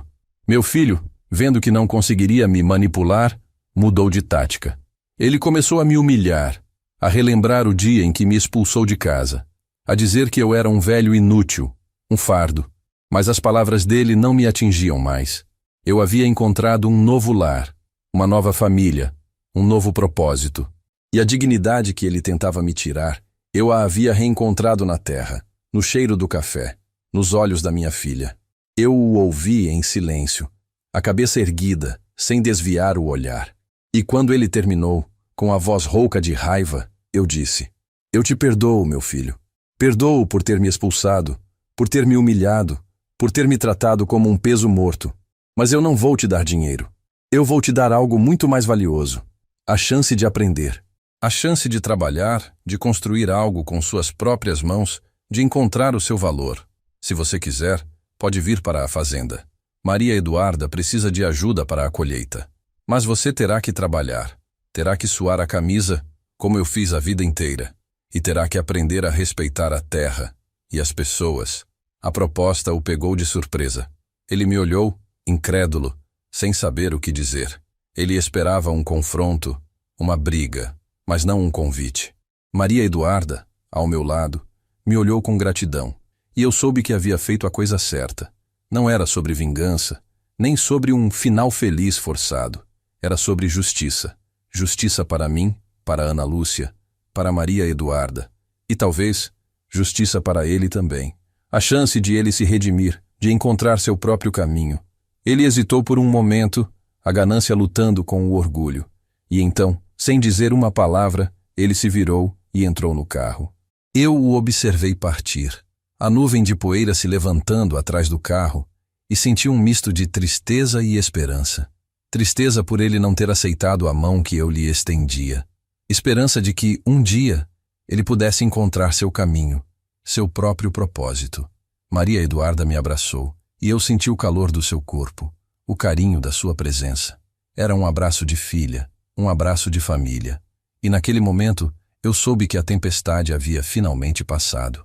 A fazenda, o café, a pá de Ana Lúcia e o amor da minha filha. Era tudo o que eu precisava. E eu estava pronto para continuar a jornada, para construir um futuro, para honrar o legado de Ana Lúcia e para ser o pai que Maria Eduarda merecia. A vida, afinal, sempre nos dá uma segunda chance. E a minha estava ali, florescendo, nos cafezais da fazenda. Os meses se passaram na fazenda, e a vida ali se tornou meu novo ritmo. Acordava cedo, com o canto dos pássaros e o cheiro do café fresco que Maria Eduarda preparava. Eu, Miguel, o velho operador de máquinas, havia me transformado em um homem da terra, um guardião dos cafezais de Ana Lúcia. A pá que ela me deu tornou-se uma extensão da minha mão, e cada muda que eu plantava era um ato de amor, de reparação, de esperança. A relação com Maria Eduarda florescia a cada dia. Ela me contava sobre a mãe, sobre as tradições da fazenda, sobre os sonhos que Ana Lúcia tinha para aquele lugar. E eu, por minha vez, compartilhava minhas histórias de caminhoneiro, de operador de máquinas, das estradas que percorri e dos ensinamentos que a vida me deu. Nós nos tornamos uma equipe, um pai e uma filha, que, embora o destino os tivesse separado por tanto tempo, agora se reencontravam na paixão pela terra e no legado de uma mulher extraordinária. A colheita do café se aproximava, e a fazenda fervilhava de atividade. Contratamos alguns trabalhadores do vilarejo, e a energia era contagiante. Maria Eduarda, com sua liderança natural, organizava tudo, e eu, com minha experiência em logística e maquinário, otimizava os processos. Juntos, estávamos transformando a fazenda, modernizando a torrefação, investindo em novas técnicas de cultivo. Era um trabalho árduo, mas gratificante. Cada grão de café colhido era um símbolo da nossa superação, da nossa vitória. Lembro-me de um dia, enquanto eu estava na torrefação, supervisionando a máquina, Maria Eduarda se aproximou com uma xícara de café. Pai, experimenta este. É o café da nossa primeira leva, colhido e torrado por nós. O aroma era inebriante. E o sabor? O sabor era o da vitória. Era o sabor da terra, do trabalho, do amor. Era o sabor da superação. Eu olhei para ela, e nos seus olhos vi o orgulho, a felicidade. E eu soube que todo o sofrimento, toda a dor do passado, havia valido a pena. A fazenda, que antes era apenas um lugar, havia se tornado um lar, um santuário de paz e propósito. Eu, que havia sido expulso da minha casa, agora tinha um teto, uma família, um legado para proteger. E o mais importante, eu tinha o amor da minha filha, o respeito da comunidade e a certeza de que estava honrando a memória de Ana Lúcia. Certa tarde, enquanto eu e Maria Eduarda observávamos o pôr do sol nos cafezais, ela me fez uma pergunta que me pegou de surpresa. Pai, você acha que ele vai voltar? Ela se referia ao meu filho. Eu hesitei por um momento, as palavras pesando na minha língua. Eu não sei, minha filha, mas se ele voltar, as portas estarão abertas. Não para dar dinheiro, mas para dar a ele a chance de aprender, de trabalhar, de encontrar seu próprio caminho. Mas ele terá que querer. Eu ainda sentia uma pontada de tristeza pelo meu filho, pela sua cegueira, pela sua ganância. Mas eu sabia que não podia forçá-lo a mudar. A mudança tinha que vir dele, de dentro para fora. Eu havia oferecido a ele a mão, a oportunidade de se redimir. A escolha era dele. E eu, com a sabedoria da idade, sabia que cada um colhe o que planta. A colheita foi um sucesso. O café da fazenda de Ana Lúcia, com o nosso cuidado e dedicação, alcançou uma qualidade excepcional. Recebemos propostas de compradores de todo o país e a fazenda começou a prosperar. Maria Eduarda, com sua visão de futuro, começou a planejar a expansão, a criação de novos produtos, a construção de uma marca. E eu, com minha experiência e meu conhecimento, a apoiava em cada passo. Um dia, enquanto eu estava na sala, lendo um livro sobre o cultivo de café, ouvi um barulho de carro se aproximando. Meu coração deu um salto. Era ele, meu filho. Ele desceu do carro, o rosto abatido, os ombros curvados. Ele não tinha mais o brilho de desprezo nos olhos, nem o sorriso sarcástico. Havia apenas cansaço e um toque de arrependimento.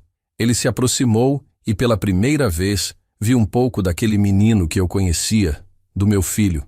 Pai, eu pensei muito no que o Senhor disse. E eu preciso de ajuda. Eu perdi tudo. Meus negócios faliram. Eu não tenho para onde ir. A voz dele era um sussurro, e eu senti um aperto no peito. Ele estava quebrado, humilhado, mas havia também uma pontada de esperança em seu olhar, a esperança de um recomeço. Eu o olhei e vi a dor em seus olhos, a vergonha, e eu soube que, apesar de tudo, ele ainda era meu filho, e um pai nunca desiste de um filho. Bem-vindo de volta, meu filho, eu disse, a voz embargada pela emoção. As portas da fazenda estão abertas para você. Mas aqui, a gente trabalha, a gente aprende, a gente constrói com as próprias mãos. E a gente respeita a terra e as pessoas. Ele assentiu, as lágrimas escorrendo pelo rosto. E pela primeira vez em muito tempo, eu vi um brilho de esperança em seus olhos. Não era a ganância, nem o orgulho. Era a humildade, a vontade de recomeçar. Maria Eduarda, que estava na cozinha, se aproximou, e ao vê-lo, hesitou por um momento, mas então ela se aproximou e com um sorriso disse: Seja bem-vindo, irmão. A gente tem muito trabalho a fazer. Aquele momento ali na sala da fazenda de Ana Lúcia, com o cheiro de café no ar e o sol se pondo nos cafezais, foi a minha maior vitória. Não era uma vitória de dinheiro, nem de poder. Era uma vitória de amor, de perdão, de reconciliação. Era a vitória da família, da dignidade, da superação. E eu sabia que a jornada ainda seria longa, mas que juntos nós seríamos capazes de construir um futuro, de honrar o legado de Ana Lúcia e de fazer a fazenda florescer. A vida, afinal, sempre nos dá uma segunda chance. E a minha estava ali, completa, no coração da minha família. Os anos se desdobraram como as estações, trazendo novas colheitas, novos desafios e uma paz que eu, Miguel, nunca imaginei que encontraria novamente. Meu filho, que chegou à fazenda quebrado e humilhado, aos poucos, foi se transformando. A princípio, a resistência ainda era visível em seus olhos. O orgulho ferido o impedia de aceitar completamente a nova realidade. Ele resmungava, reclamava do trabalho pesado, das mãos calejadas. Mas Maria Eduarda, com a paciência e a sabedoria que herdou da mãe, e eu, com a firmeza que a vida me ensinou, não cedemos. Nós o colocamos para trabalhar na terra, lado a lado com os outros funcionários, ensinando-o desde o básico, como preparar o solo, plantar as mudas, cuidar dos cafezais. Ele aprendeu a sentir o cheiro da terra, a respeitar o ritmo da natureza, a entender que o valor das coisas não está apenas no que se ganha, mas no que se constrói com esforço e dedicação. Lembro-me de um dia, ele estava capinando sob o sol forte, e eu o observei de longe. Ele parou por um momento, limpou o suor da testa e olhou para os cafezais com um brilho diferente nos olhos. Não era mais a ganância, mas um vislumbre de respeito, de reconhecimento. Aos poucos, a barreira entre nós foi se desfazendo. Ele começou a nos ouvir, a fazer perguntas, a se interessar genuinamente pelo trabalho. Maria Eduarda, com sua gentileza, o guiava, mostrando os cadernos da mãe, explicando as técnicas de cultivo. E eu, com minha experiência, o ensinava sobre a manutenção das máquinas, sobre a logística da colheita. Ele se tornou um aprendiz e nós, seus mentores.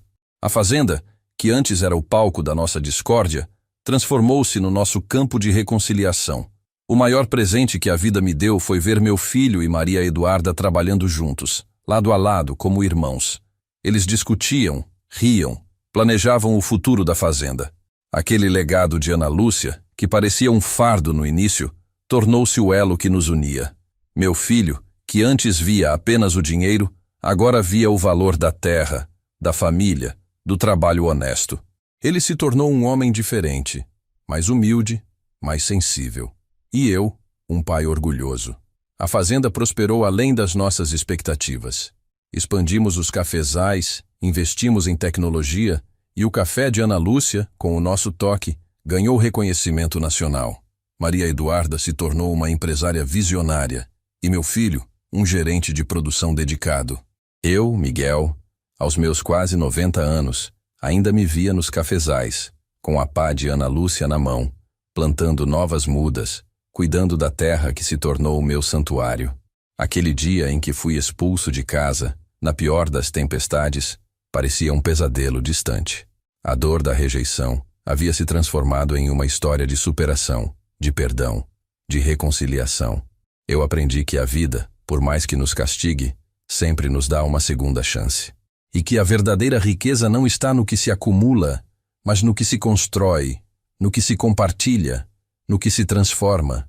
Hoje, quando olho para trás, para a minha jornada, vejo um caminho cheio de curvas, de altos e baixos, de perdas e vitórias. Fui caminhoneiro, operador de máquinas, pai ausente, pai presente e agora, um avô feliz.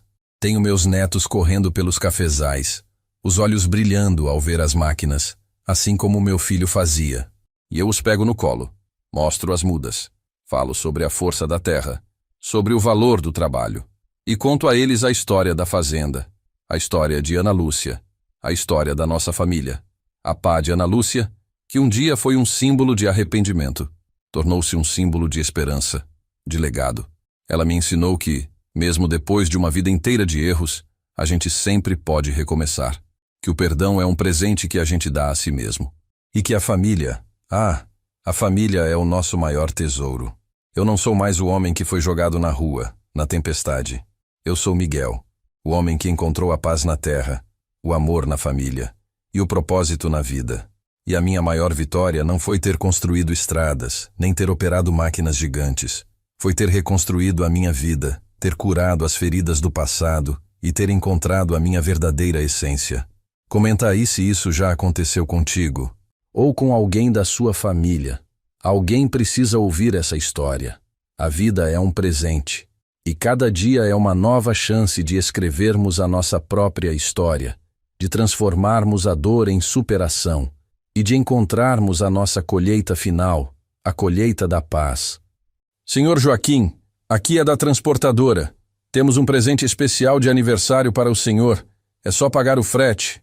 A voz no interfone era jovem, apressada, mas educada. Eu, Joaquim, com meus recém-completados 75 anos, estava ali, na minha cozinha, preparando um café. Era um dia tranquilo, um dia que eu esperava que fosse de paz, de pequenas alegrias, como sempre foram meus aniversários nos últimos tempos. Minha filha, Ana, tinha ligado cedo. Meu neto, Pedro, prometeu vir mais tarde. A vida seguia seu ritmo, e eu apreciava cada segundo. Um presente? Para mim, eu não esperava nada. Não tinha encomendado nada. Minha mente, acostumada a organizar cada detalhe, logo buscou uma explicação. Seria de Ana? Talvez Pedro tivesse feito uma surpresa e não me contado. O coração, apesar da idade, ainda batia com certa emoção diante de uma surpresa. Fui até o interfone novamente, com um sorriso já nos lábios. Um presente? Mas de quem, meu filho? A voz respondeu um pouco mais impaciente agora. Não podemos dizer, senhor. É uma surpresa. Só precisamos que o senhor desça para receber e acerte a taxa de entrega. É um valor simbólico, coisa pequena, de transporte. A ideia de um presente surpresa, justo no meu aniversário, era tentadora. Quem não gosta de ser lembrado, de sentir-se querido? Desci, passo a passo, a escada do meu prédio, com uma mistura de curiosidade e uma pontinha de estranheza. Eu sou um homem de rotinas, de coisas previsíveis. Presentes inesperados não eram comuns na minha vida. Mas pensei, talvez a família tenha se juntado para algo grande. Lá embaixo, na porta do prédio, havia um jovem. Ele vestia um uniforme simples, com o logo de uma transportadora que eu não reconhecia. Em suas mãos, uma caixa. Ah, que caixa! Era uma caixa de tamanho médio, embrulhada em um papel dourado brilhante, com um laço vermelho enorme e vistoso. Parecia algo de filme, algo grandioso. O cheiro de novo, de papel fresco e fita, era quase palpável. Que beleza de caixa! Eu disse, sinceramente impressionado. O rapaz sorriu, um sorriso um tanto apressado. Sim, senhor, é um presente e tanto. Só preciso que o senhor pague o frete. São R$ 45. R$ 45? Não era muito. Para um presente tão bonito, parecia justo. Meu sorriso se alargou. Peguei minha carteira. Eu tinha alguns cartões. Um de crédito, outro de débito. Geralmente eu usava dinheiro vivo, mas para uma compra assim, o cartão era mais prático. O jovem tirou da mochila uma maquininha de cartão. Era uma maquininha moderna, sem fio, dessas que a gente vê em todo lugar hoje em dia. Ele digitou o valor. Pode passar o seu cartão, senhor Joaquim. Eu inseri meu cartão de crédito, o principal, aquele que eu usava para as contas maiores. Digitei a senha. A maquininha fez aquele barulhinho característico. E então, um aviso luminoso. Erro. Tentar novamente. Eu franzi a testa. Ué, que estranho. Meu cartão sempre funciona. O entregador, com a mesma pressa de antes, disse. Às vezes acontece, senhor. Pode ser falha na rede. Tente com outro, se tiver. Eu tinha outro cartão, um de débito que eu usava para as pequenas compras do dia a dia. Pensei, bem, se o de crédito não foi, o de débito deve ir. É só o frete, não é? Peguei o segundo cartão, o inseri na maquininha. Digitei a senha novamente. Mais uma vez, o mesmo barulhinho. E de novo, o aviso luminoso. Erro, tentar novamente. Foi aí, naquele exato momento, que algo não me pareceu certo. 2 cartões? Com erro? Eu sempre fui muito cuidadoso com minhas finanças, com meus cartões. Nunca tive problemas. Olhei para o entregador. Ele parecia um pouco mais tenso agora, mas ainda com aquele sorriso apressado. Não se preocupe, senhor. Deve ser a rede. Deixa. O presente já está pago. O frete a gente acerta depois. Pode ficar com a caixa. Tenho que ir. Estou atrasado. E antes que eu pudesse sequer pensar em uma resposta, ele me entregou a caixa dourada, virou as costas e saiu apressado, quase correndo, desaparecendo na esquina da rua. Fiquei ali, parado, com a caixa nas mãos. O presente, tão bonito, parecia agora um pouco pesado. A alegria inicial se misturou com uma pontada de incômodo. 2 cartões com erro, e ele foi embora sem o pagamento do frete? Algo não me fechava. Subi as escadas devagar, a caixa de presente em um braço, a mente a mil. Coloquei a caixa na mesa da sala. Era tão bonita, mas a sensação de que algo estava errado não me abandonava. Sentei-me no sofá, olhando para a caixa, para os meus cartões que agora pareciam estranhos em minhas mãos. Meu telefone tocou. Era o número do meu banco, um número que eu conhecia, que eu tinha agendado. Atendi. Senhor Joaquim? Aqui é o gerente do seu banco, o senhor Carlos. Preciso falar com o senhor com urgência. A voz era grave, séria, nada parecida com o tom amigável de sempre. Meu coração disparou. Sim, Carlos. O que houve? Um silêncio do outro lado. E então, as palavras que me atingiram como um raio em céu azul. Senhor Joaquim, seus 2 cartões acabaram de ser clonados. E pelo que estamos vendo aqui, o senhor tem uma dívida de R$100.000 no banco. R$100.000. Clonados. A caixa dourada na mesa da sala parecia agora um monstro silencioso. O sorriso do entregador, a pressa, os erros na maquininha, tudo se encaixava de uma forma terrível. Meu aniversário, um presente, uma dívida. Eu, com meus 75 anos, senti o chão sumir sob meus pés. O que eu faria agora? R$100.000, clonados. As palavras do gerente, Sr. Carlos, ecoavam na minha cabeça como um sino de alarme. Senti um calafrio percorrer minha espinha, mesmo com o sol entrando pela janela da sala. A caixa dourada, ainda intocada na mesa, parecia zombar da minha ingenuidade. Eu, Joaquim, que sempre me orgulhei da minha cautela, da minha experiência de vida, agora estava ali, paralisado, com uma dívida que eu jamais imaginei ter. Carlos, como assim? Clonados? Mas eu acabei de usar os cartões para tentar pagar um frete de um presente. Minha voz saiu trêmula, quase um sussurro. O gerente, paciente, mas com um tom de preocupação evidente, explicou. Senhor Joaquim, nós detectamos 2 tentativas de compra de alto valor, seguidas de uma série de pequenas transações em diversos estabelecimentos online. Tudo em questão de minutos. As tentativas de saque e compra foram recusadas por nós, por serem fora do seu padrão de uso, mas, infelizmente, os dados dos cartões foram copiados. Ele continuou, explicando que o sistema de segurança do banco havia bloqueado os cartões automaticamente após a 2ª tentativa de erro e as transações suspeitas. Foi um golpe, Sr. Joaquim, uma técnica muito comum, onde eles usam uma maquininha adulterada para copiar os dados do seu cartão. O erro que aparece é justamente para disfarçar a cópia e fazer você tentar com outro cartão, ou mesmo com a senha, entregando a eles todas as suas informações. A ficha caiu. Um baque surdo, mas real. Eu, Joaquim, com meus 75 anos, quase caí num golpe de um presente de aniversário. A vergonha me invadiu, mas rapidamente foi substituída por uma raiva fria. Raiva de mim mesmo por ter sido tão descuidado, e raiva dos que se aproveitam da boa-fé das pessoas. Mas, a dívida de 100.000, Carlos? De onde veio isso? Perguntei, ainda sem entender a dimensão do problema. O gerente suspirou. É que eles tentaram fazer um empréstimo no seu nome, Sr. Joaquim. Um empréstimo alto, usando os dados que eles roubaram. Felizmente, nossa equipe de segurança agiu rápido e bloqueou essa tentativa também. Mas precisamos que o senhor venha ao banco o mais rápido possível para formalizar a contestação e pedir novos cartões.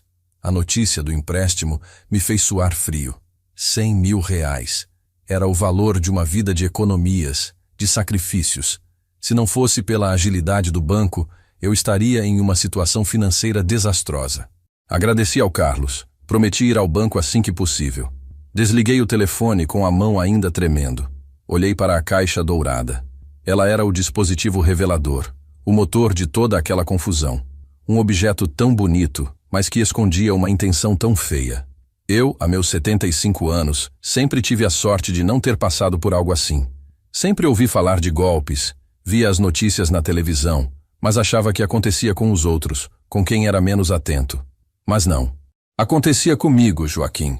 Acontecia com qualquer um que baixasse a guarda por um instante, que se deixasse levar por uma emoção, por uma surpresa. Foi aí que algo muito importante me ocorreu. O entregador. Ele não pediu o dinheiro do frete. Ele me entregou a caixa e foi embora. Isso não fazia sentido. Se o objetivo era o frete, por que ele não insistiu? Por que não disse para eu pagar em dinheiro? A resposta era óbvia agora. O frete nunca foi o objetivo. O objetivo era o cartão. Era a maquininha. Levantei-me e fui até a janela. O sol continuava lá fora, mas o meu mundo, por um instante, tinha ficado nublado. Eu precisava pensar. Precisava organizar as ideias. Com os anos aprendi que, em momentos de crise, a pior coisa a fazer é agir por impulso. A primeira coisa é respirar fundo, acalmar a mente e analisar os fatos. Peguei um copo d'água e sentei-me novamente, a caixa dourada ainda na mesa. Um lembrete silencioso do que havia acontecido. Eu já sabia 3 coisas. Meus cartões estavam clonados, o banco havia agido para bloquear transações e um empréstimo falso tinha sido evitado. Mas ainda havia muitas pontas soltas. Quem era o entregador?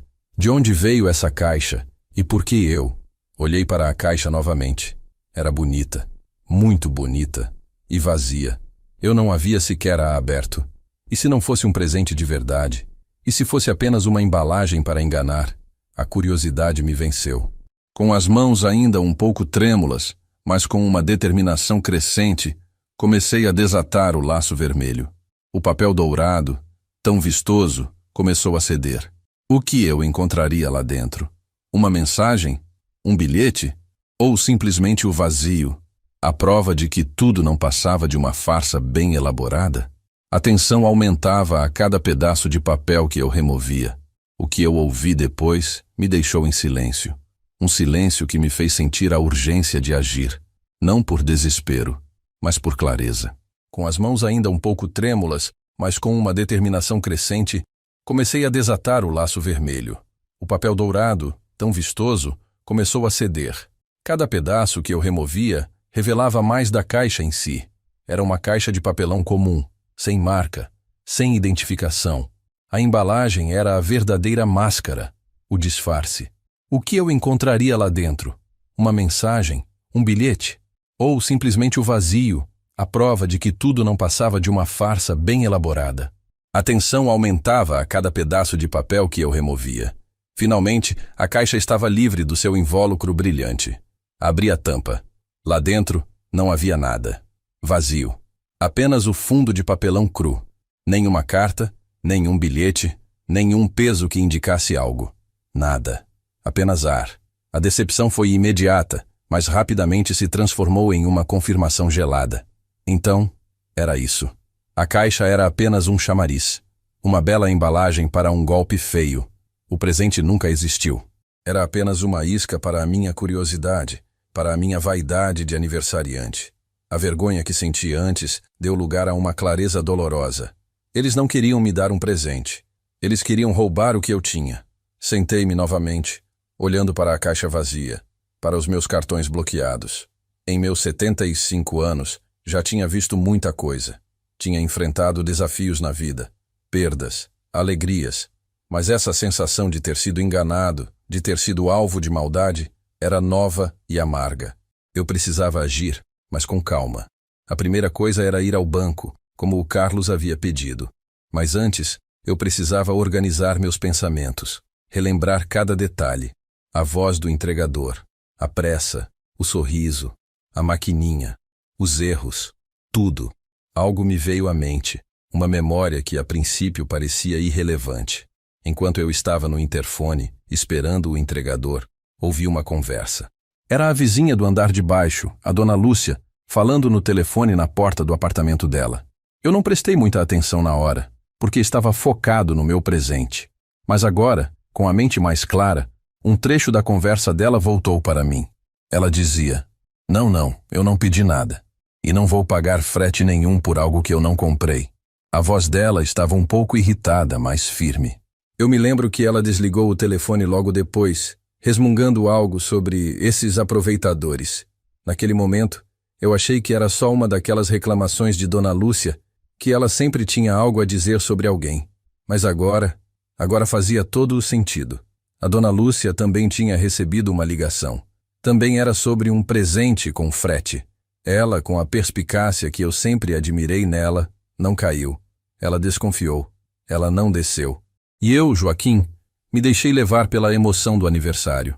Essa conversa ouvida, que antes era apenas um ruído de fundo, agora se tornava um dispositivo revelador poderoso. Era a peça que faltava para confirmar minhas suspeitas. Não era um erro nos meus cartões. Não era uma falha de rede. Era um golpe planejado, orquestrado, que provavelmente estava acontecendo com outros vizinhos também. Aí entendi algo importante. A experiência dos outros pode ser um guia para a nossa própria vida. Se eu tivesse parado para pensar na conversa de Dona Lúcia, se eu tivesse conectado os pontos mais cedo, talvez eu não tivesse descido. Talvez eu não tivesse exposto meus cartões.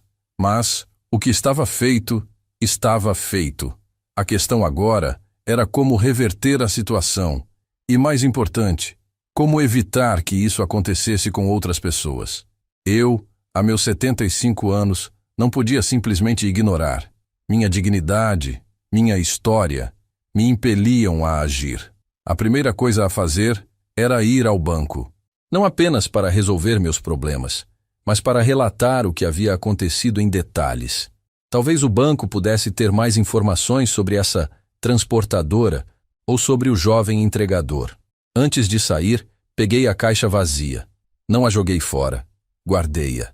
Ela era a prova, o objeto concreto que representava o engano.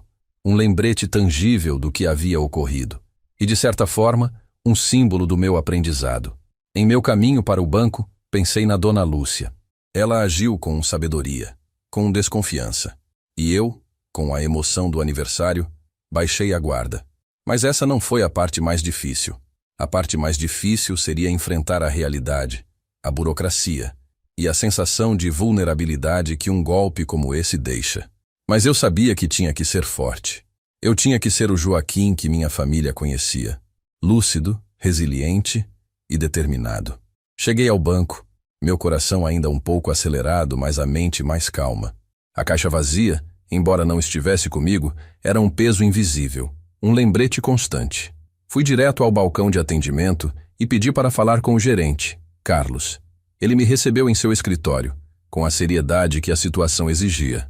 Senhor Joaquim, que bom que veio rápido. Já adiantamos o processo de bloqueio total e contestação das transações. Seus cartões estão completamente inativos. Agora precisamos preencher a papelada e registrar um boletim de ocorrência se o senhor quiser. Eu expliquei tudo em detalhes. A ligação no interfone, o presente de aniversário, o entregador, a caixa dourada, os erros na maquininha. Contei sobre a conversa de Dona Lúcia, minha vizinha, que havia desconfiado de uma situação semelhante. O Carlos ouvia atentamente fazendo anotações. Essa informação sobre a vizinha é muito importante, Sr. Joaquim. Isso sugere que não foi um ataque isolado. Pode ser uma quadrilha agindo na região. Perguntei se o banco tinha alguma forma de rastrear a maquininha ou o entregador. O Carlos explicou que as maquininhas de cartão têm um registro, mas que os golpistas geralmente usam equipamentos clonados ou registrados em nome de laranjas, o que dificulta o rastreamento imediato. Mas podemos tentar. O mais importante agora é a sua segurança financeira e a formalização do ocorrido. Enquanto preenchíamos os formulários, uma dúvida me corroía. Como eles sabiam que era meu aniversário? Como sabiam meu nome completo e o endereço? Essa parte me inquietava profundamente. Eu sou um homem discreto, não costumo divulgar minha vida pessoal.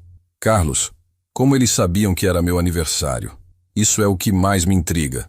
O gerente pensou por um momento. Senhor Joaquim, infelizmente muitos dos nossos dados pessoais circulam por aí, seja por vazamentos de grandes empresas, por cadastros em sites que não são seguros, ou até mesmo por informações que publicamos nas redes sociais. Eles cruzam esses dados e montam o perfil da vítima. Um aniversário é uma data emocional, um gatilho perfeito para um golpe de presente. Aí entendi mais uma vez a importância da privacidade, de ser cuidadoso com o que compartilhamos, mesmo que pareça inofensivo. Com os anos aprendi que a informação é poder, e nas mãos erradas pode ser uma arma. A conversa com Carlos me acalmou um pouco. Ele me garantiu que o banco faria tudo o que estivesse ao seu alcance para proteger minhas finanças e investigar o caso. Ele me deu um número de protocolo e me orientou sobre os próximos passos. Quando saí do escritório do gerente, a cabeça já estava mais leve. Mas ainda havia um ponto que me incomodava. O entregador. Eu o tinha visto. Eu me lembrava do rosto dele, da pressa, do sorriso. Foi então que me lembrei de algo crucial. O meu prédio tem câmeras de segurança na entrada. Eu moro ali há mais de 30 anos e sempre lutei para que a segurança fosse prioridade. As câmeras foram instaladas há alguns anos, justamente para evitar problemas como esse. Voltei ao balcão e perguntei à atendente se eu poderia ter acesso às imagens das câmeras do meu prédio. Ela me informou que, para isso, eu precisaria de uma autorização judicial ou de um pedido formal da polícia, após o registro do boletim de ocorrência.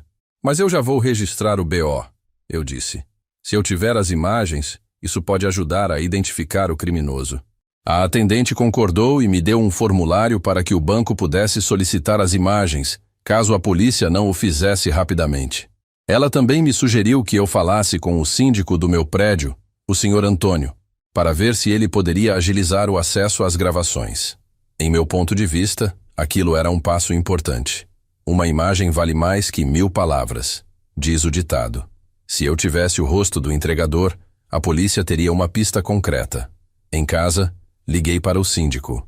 O Sr. Antônio é um homem de boa índole, sempre prestativo.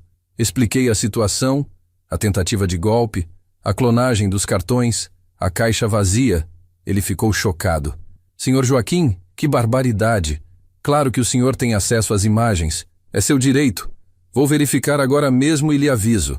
A ajuda do síndico, que eu nem havia pensado em pedir de imediato, foi um alívio. Era um momento claro de pedido de ajuda que mudava o rumo da história. Eu não estava sozinho. Tinha o banco, o gerente e agora o síndico, todos dispostos a colaborar. Em poucas horas, o Sr. Antônio me ligou. Sr. Joaquim, as imagens estão aqui. Já as salvei em um pendrive. O senhor pode vir buscar quando quiser. Essa notícia me deu uma nova energia. A tensão começou a se dissipar, dando lugar a um senso de propósito. Eu tinha uma prova. Eu tinha um rosto. Eu tinha uma chance de fazer justiça. Mas essa não foi a parte mais difícil. A parte mais desafiadora seria usar essa prova de forma eficaz. No entanto, em meu ponto de vista, já tinha 3 coisas claras. O golpe era real, o banco estava me ajudando e eu tinha acesso às câmeras. O que eu descobriria nas imagens, no entanto, ainda era um mistério. Com o pendrive em mãos, cortesia do síndico, Sr. Antônio, senti uma mistura de ansiedade e alívio. Era a primeira vez que eu, Joaquim, me sentia ativamente no controle da situação, em vez de apenas uma vítima. Voltei para casa e, com um pouco de dificuldade, conectei o pendrive ao meu computador. Meu neto, Pedro, havia me ensinado a usar essas tecnologias, e agora eu agradecia a cada lição. Abri o arquivo de vídeo. As imagens da câmera de segurança começaram a rolar. Era a visão da portaria do meu prédio. A data e a hora estavam marcadas no canto da tela, confirmando que era o registro do meu aniversário. Fiquei ali, em silêncio, observando a tela. Vi o entregador aparecer com a caixa dourada nas mãos. Vi o interfonar. Vi o esperar. E então, vi a mim mesmo, Joaquim, descendo as escadas, com um sorriso no rosto, a expectativa de um presente que nunca existiu. A cena se desenrolava lentamente. Eu me aproximando, o entregador me cumprimentando, a conversa rápida. E então, o momento crucial. Eu pegando meu cartão, passando na maquininha. O rosto do entregador estava lá, claro, nítido. Um rosto jovem, talvez uns 20 e poucos anos, com um boné que tentava esconder parte da face, mas não o suficiente. Seus olhos inquietos vasculhavam o ambiente. O que me chamou a atenção, a meus 75 anos, foi a linguagem corporal dele. A pressa sim, mas também uma tensão disfarçada. Ele parecia querer terminar o mais rápido possível e ir embora. Não havia a calma de quem apenas faz uma entrega. Havia a urgência de quem cumpre uma tarefa perigosa. Vi-me tentar o primeiro cartão. O erro na tela da maquininha. Depois, o segundo cartão. Outro erro. O entregador então me entrega a caixa, vira as costas e se afasta rapidamente. A câmera o segue até ele desaparecer na esquina. Tudo aconteceu em menos de 5 minutos. 5 minutos que quase me custaram R$100.000. Parei o vídeo no momento em que ele me entregava a caixa. Dei um zoom no rosto dele. Era um rosto comum, mas agora, para mim, era o rosto da fraude. Eu o memorizei. Se o visse novamente, eu o reconheceria. Essa gravação era o dispositivo revelador em sua plenitude. Não apenas confirmava o golpe, mas me dava uma prova concreta, um rosto. Era a primeira vez que eu sentia que tinha uma ferramenta real para combater aqueles que tentaram me enganar. Aí entendi algo importante. A tecnologia, que às vezes me parecia tão complexa, pode ser uma aliada poderosa quando usada para o bem. As câmeras, que antes eram apenas um item de segurança passivo, agora se tornavam uma arma ativa na busca por justiça. Eu já tinha 4 coisas claras. O golpe era real, o banco estava me apoiando, a vizinha Dona Lúcia havia tido uma experiência semelhante, confirmando um padrão, e agora eu tinha a imagem do golpista. Mas a história ainda não havia terminado. Eu precisava levar essa prova adiante. Não podia deixar que esse jovem, ou quem quer que estivesse por trás dele, continuasse a enganar outras pessoas, especialmente os mais velhos, que muitas vezes são vistos como alvos fáceis. A decisão consciente de não agir por impulso me guiou. Não adiantaria eu mesmo ir atrás do entregador. Isso seria perigoso e ineficaz. Eu precisava da ajuda das autoridades. Liguei novamente para o gerente, Carlos. Carlos, tenho as imagens do entregador. O síndico me ajudou a conseguir. Posso levar o pendrive para o banco? Ele ficou visivelmente satisfeito. Excelente, Sr. Joaquim. Isso é uma prova valiosa. Por favor, venha o mais rápido possível. Levaremos isso à polícia junto com o seu boletim de ocorrência. A sensação de estar fazendo a coisa certa era reconfortante. Não era sobre vingança, mas sobre justiça. Sobre proteger a mim mesmo e a minha comunidade. Como avô, eu sempre ensinei Pedro a ser honesto, a ser justo. Agora, eu estava aplicando esses princípios na minha própria vida, mesmo diante de uma adversidade. Preparei-me para ir ao banco novamente. No caminho, pensei na Dona Lúcia. Eu precisava conversar com ela, compartilhar o que havia descoberto. Talvez ela também tivesse alguma informação que pudesse ajudar. A troca de informações, a solidariedade entre vizinhos, era fundamental nesses momentos. Mas essa não foi a parte mais difícil. A parte mais desafiadora seria o processo legal, a espera, a incerteza de se o golpista seria realmente encontrado. No entanto, eu estava determinado. Eu, a meus 75 anos, não me curvaria diante da malandragem. Eu lutaria pela minha dignidade. No banco, o gerente Carlos me aguardava. Entreguei o pendrive com as imagens do entregador. Ele assistiu ao vídeo no computador do escritório com uma expressão séria. É ele, Sr. Joaquim. O mesmo modus operandi que temos visto em outros casos. A maquininha adulterada, a pressa, a caixa vazia. A confirmação do Carlos me deu mais certeza de que eu estava no caminho certo. Juntos, fomos à delegacia mais próxima. Eu, a meus 75 anos, nunca imaginei que passaria um aniversário registrando um boletim de ocorrência por fraude. Mas a vida, com sua imprevisibilidade, nos reserva surpresas a cada esquina. Na delegacia, fomos atendidos por uma investigadora, a senhora Lúcia, o mesmo nome da minha vizinha, ironicamente. Ela era uma mulher jovem, mas com um olhar atento e experiente. Ela ouviu minha história com paciência, fez perguntas detalhadas sobre o entregador, a caixa, os horários.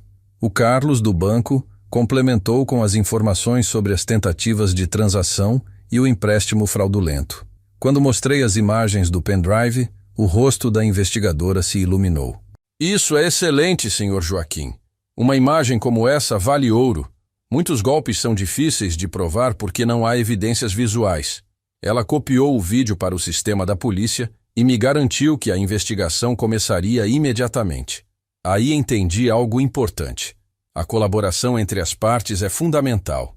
O banco, o síndico, a polícia, E eu, Joaquim, todos juntos, formávamos uma rede de apoio que era mais forte que a rede dos golpistas. Pedir ajuda não é sinal de fraqueza, mas de sabedoria.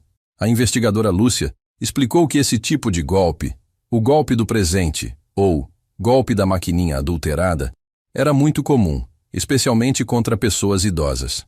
Eles visam a emoção, a surpresa, a boa-fé. Sabem que muitos idosos não são tão familiarizados com a tecnologia e podem se sentir pressionados. Ela também me alertou sobre a importância de não compartilhar informações pessoais, como datas de aniversário, com estranhos ou em sites duvidosos.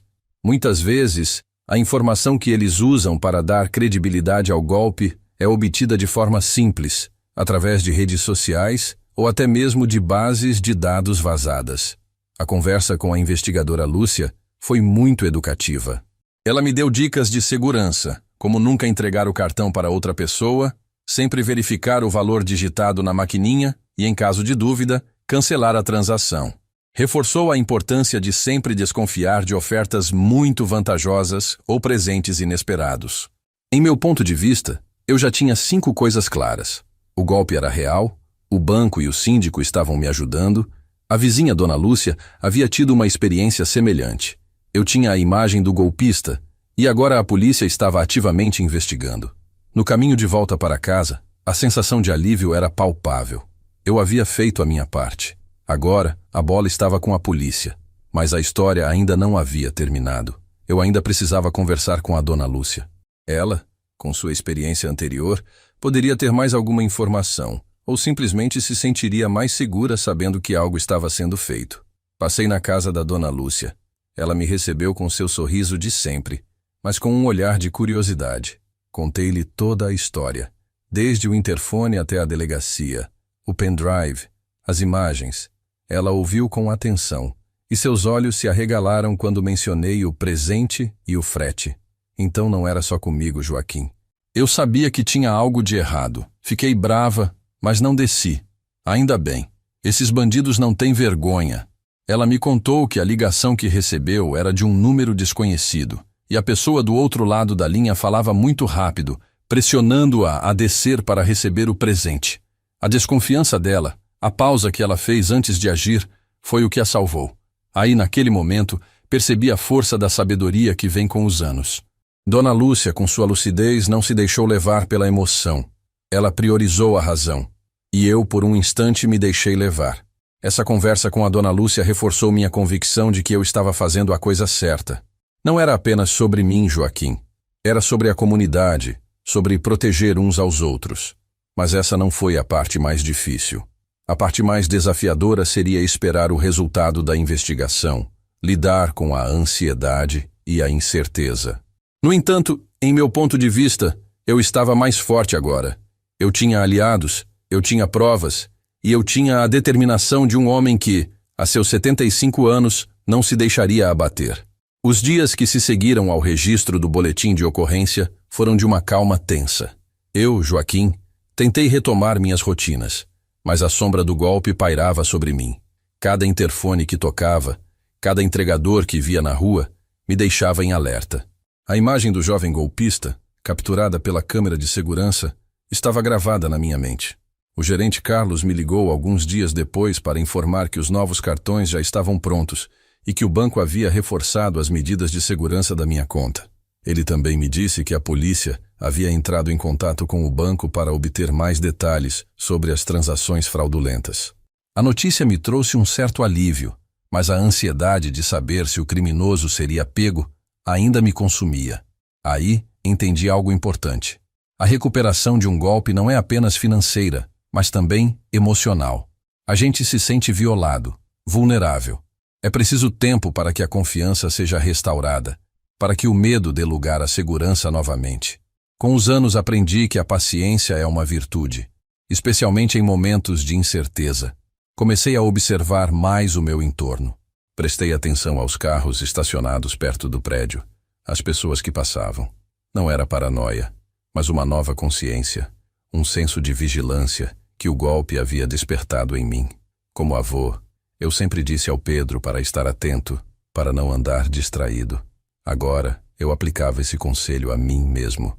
Uma tarde, enquanto regava minhas plantas na varanda, vi um carro estranho parado na rua, a uma quadra do meu prédio. Não era um carro que eu reconhecesse dos vizinhos. Era um veículo escuro, com os vidros fumê. Permanecia ali, parado, por um tempo incomum. Não havia ninguém dentro, ou pelo menos não pude ver. A princípio, pensei que poderia ser alguém esperando por outro morador, mas o carro ficou lá por mais de 1 hora. Algo não me quadrava. A dúvida interna começou a me corroer. Será que eles estavam me observando? Será que sabiam que eu havia denunciado? Essa dúvida me trouxe de volta a uma tensão que eu achei que havia diminuído. O golpe não era apenas sobre o dinheiro. Era sobre a sensação de segurança, de paz. E essa paz estava abalada. Liguei para a dona Lúcia. Lúcia, você tem visto algum carro estranho por aqui? Um carro escuro parado na rua perto do prédio? Ela ficou em silêncio por um momento. Agora que você falou, Joaquim, eu notei um carro assim ontem à tarde quando fui ao mercado. Não dei muita importância na hora. A confirmação da dona Lúcia intensificou minha preocupação. Não era minha imaginação. Havia algo de estranho acontecendo. O que eu ouvi depois me deixou em silêncio. Um silêncio que me fez sentir a urgência de agir. Não por desespero, mas por clareza. Decidi ligar para a investigadora Lúcia novamente. Expliquei sobre o carro, a observação da dona Lúcia. Ela ouviu com atenção. Senhor Joaquim, é possível que eles estejam monitorando a área para ver se há alguma movimentação policial ou para identificar outras vítimas. Não se aproxime do carro e, se ele aparecer novamente, anote a placa e me avise imediatamente. Ela me deu um conselho importante: manter a calma e não confrontar ninguém. Deixe a polícia fazer o trabalho dela, Sr. Joaquim. Sua segurança é a prioridade. Reforcei a identidade do narrador. Eu, a meus 75 anos, sabia que a curiosidade poderia ser perigosa. A sabedoria que vem com a idade me ensinou que, em certas situações, é melhor recuar e deixar que os profissionais ajam. Naquele ponto da história, eu já tinha claro que a rede de golpistas era mais organizada do que eu imaginava. Não era apenas um entregador e uma maquininha. Havia uma estrutura por trás, e eles estavam agindo com certa audácia. Eu já sabia 6 coisas. O golpe era real, o banco e o síndico estavam me ajudando. A vizinha Dona Lúcia havia tido uma experiência semelhante. Eu tinha a imagem do golpista, a polícia estava investigando, e agora havia a possibilidade de que eu estivesse sendo observado. Mas essa não foi a parte mais difícil. A parte mais desafiadora seria manter a calma, a lucidez, e confiar que a justiça seria feita. Eu, Joaquim, não me deixaria intimidar. Eu protegeria a mim mesmo e a minha família, com a dignidade que a vida me ensinou a ter. Depois da ligação da investigadora Lúcia, minha atenção redobrou. O carro estranho não apareceu mais, o que me trouxe um pequeno alívio, mas a sensação de que eu estava sendo vigiado permaneceu. Eu, Joaquim, com meus 75 anos, decidi que era hora de expandir a rede de apoio. Não podia ser apenas eu, o banco e a polícia. A comunidade também precisava estar ciente. Liguei para o síndico, Senhor Antônio, e expliquei a situação do carro suspeito. Ele ficou preocupado e concordou que era preciso alertar os outros moradores. Sugeri que ele organizasse uma reunião de condomínio, mesmo que informal, para discutir o assunto. Senhor Joaquim, é uma excelente ideia. Vou mandar um comunicado para todos os apartamentos ainda hoje. Precisamos nos proteger. Aí entendi algo importante: a força de uma comunidade unida. Com os anos aprendi que, em tempos difíceis, a solidariedade e a troca de informações são as nossas maiores armas. Não podemos nos isolar. A reunião aconteceu 2 dias depois, na área comum do prédio. Vários vizinhos compareceram, incluindo a dona Lúcia, que fez questão de vir. Contei minha história novamente, em detalhes, com a calma e a lucidez que a situação exigia. Falei sobre o presente falso, a maquininha adulterada, a clonagem dos cartões, a dívida de R$100 mil que o banco evitou. Mostrei o pendrive com as imagens do entregador, que o síndico projetou na parede. O silêncio na sala era quase palpável. Os vizinhos ouviam com atenção, muitos com expressões de choque e indignação. Vários deles confessaram que já haviam recebido ligações ou mensagens estranhas, mas que não deram muita importância na época. Uma vizinha, a senhora Helena, do 3º andar, Disse que tinha quase caído no golpe do falso motoboy que pedia para retirar um cartão do banco. Outro vizinho, o Sr. Paulo, do 5º andar, mencionou uma mensagem de WhatsApp de um suposto filho em apuros, pedindo dinheiro. Ficou claro que os golpistas estavam agindo na nossa região, explorando a boa-fé e a falta de informação. A minha experiência, que a princípio me causou vergonha, agora se tornava uma ferramenta de educação e prevenção para toda a comunidade. A conversa com os vizinhos foi muito produtiva. Decidimos criar um grupo de WhatsApp para o condomínio, exclusivo para alertas de segurança. O síndico se comprometeu a reforçar a vigilância nas câmeras e a orientar os porteiros a serem mais rigorosos com entregadores e visitantes inesperados. Em meu ponto de vista, eu já tinha 7 coisas claras. O golpe era real, o banco e o síndico estavam me ajudando. A vizinha Dona Lúcia havia tido uma experiência semelhante. Eu tinha a imagem do golpista. A polícia estava investigando. Havia a possibilidade de que eu estivesse sendo observado. E agora, toda a comunidade estava engajada na prevenção. O microgancho aqui foi a própria reunião. A cada nova revelação de um vizinho, a tensão aumentava, mas a determinação de agir coletivamente também. A variação emocional alternava entre a tensão das histórias de golpe e a calma da ação em conjunto. Aí entendi algo importante. A prevenção é uma responsabilidade de todos. Não podemos esperar que o governo ou a polícia resolvam tudo sozinhos. Precisamos fazer a nossa parte, educar uns aos outros, compartilhar informações e estar vigilantes. Como mãe e avó, eu sempre ensinei o valor da união, da família, da comunidade. E ali, naquela sala, vi esses valores se materializarem. A minha história, que começou com um presente falso, estava se transformando em um movimento de proteção e conscientização. Mas essa não foi a parte mais difícil. A parte mais desafiadora seria manter essa vigilância, essa união, para que nenhum outro vizinho caísse em golpes semelhantes. Eu, a meus 75 anos, estava mais determinado do que nunca a lutar por um ambiente mais seguro e digno para todos. O que aconteceria a seguir, no entanto, ainda me reservava uma surpresa. Os dias se transformaram em semanas. A rotina no prédio se ajustou. Os porteiros estavam mais atentos. O grupo de WhatsApp fervilhava com alertas e dicas de segurança. A sensação de vigilância externa diminuiu, mas a interna, a minha, permaneceu. Eu, Joaquim, já não era o mesmo. Minha percepção do mundo havia mudado. E para melhor. Eu me sentia mais atento, mais consciente. A investigadora Lúcia me ligou algumas vezes para dar atualizações. A polícia estava investigando, cruzando dados, mas a identificação e captura dos golpistas era um processo lento e complexo. Eles agiam com cautela, mudavam de tática e de localização. A paciência era fundamental. Aí entendi algo importante. A justiça, muitas vezes, não é rápida como gostaríamos. Ela exige persistência, tempo e a colaboração de muitos. Com os anos aprendi que a resiliência é a chave para superar os desafios mais difíceis. Uma tarde, enquanto eu estava em casa, o telefone tocou. Era um número desconhecido. Hesitei em atender. Minha mente, agora treinada para desconfiar, acendeu um alerta. Mas algo me impeliu a atender. Talvez fosse a polícia com alguma novidade. Alô? Eu disse com a voz firme. Do outro lado da linha, uma voz feminina, jovem e simpática, se apresentou como sendo de uma empresa de consultoria financeira. Senhor Joaquim, estamos ligando porque notamos que o senhor pode ter sido vítima de fraude bancária recentemente. Nossa empresa oferece um serviço exclusivo para ajudar a recuperar valores perdidos e a proteger seus dados. Meu coração disparou. Fraude bancária. Valores perdidos. Proteger dados. Parecia a solução perfeita para tudo o que eu havia passado. A tentação de ter alguém que resolvesse todos os meus problemas, que me tirasse o peso dos ombros, foi enorme. Eu quase agi por impulso.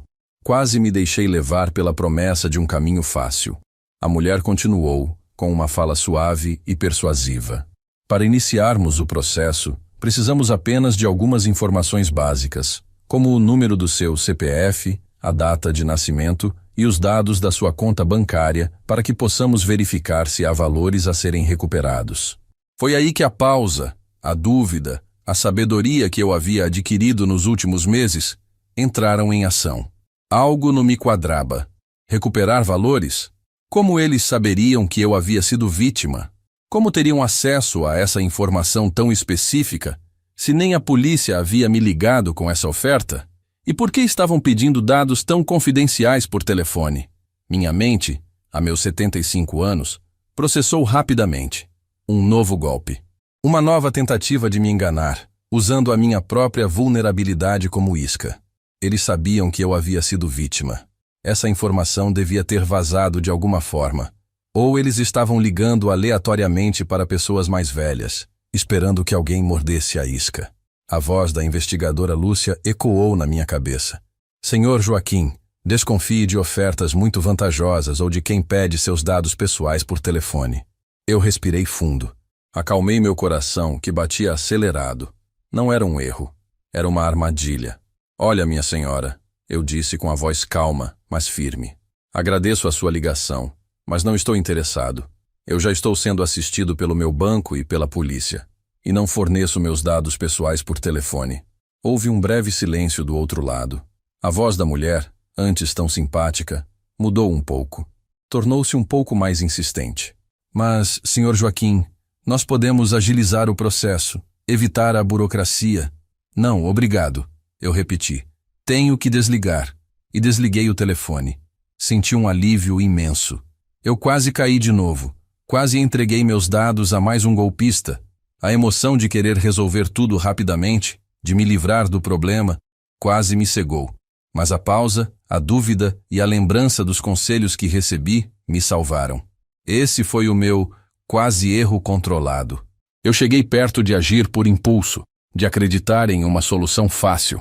Mas a experiência, a observação e o pedido de ajuda, mesmo que mental, lembrando os conselhos da investigadora, evitaram o erro final. Liguei imediatamente para a investigadora Lúcia e relatei a nova tentativa de golpe. Ela me parabenizou pela lucidez. O senhor agiu de forma exemplar, senhor Joaquim. Eles usam o golpe do golpe para pegar quem já está vulnerável. É um ciclo cruel. Naquele ponto da história, já tinha claro que a luta contra esses criminosos era constante. Eles não desistem facilmente. Mas eu também não desistiria. Eu, a meus 75 anos, havia me tornado um defensor da dignidade, um exemplo de como a experiência pode ser nossa maior proteção.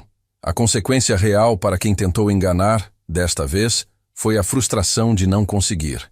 E para mim, o reforço da minha própria sabedoria. O que aconteceria a seguir, no entanto, seria o desfecho de toda essa jornada.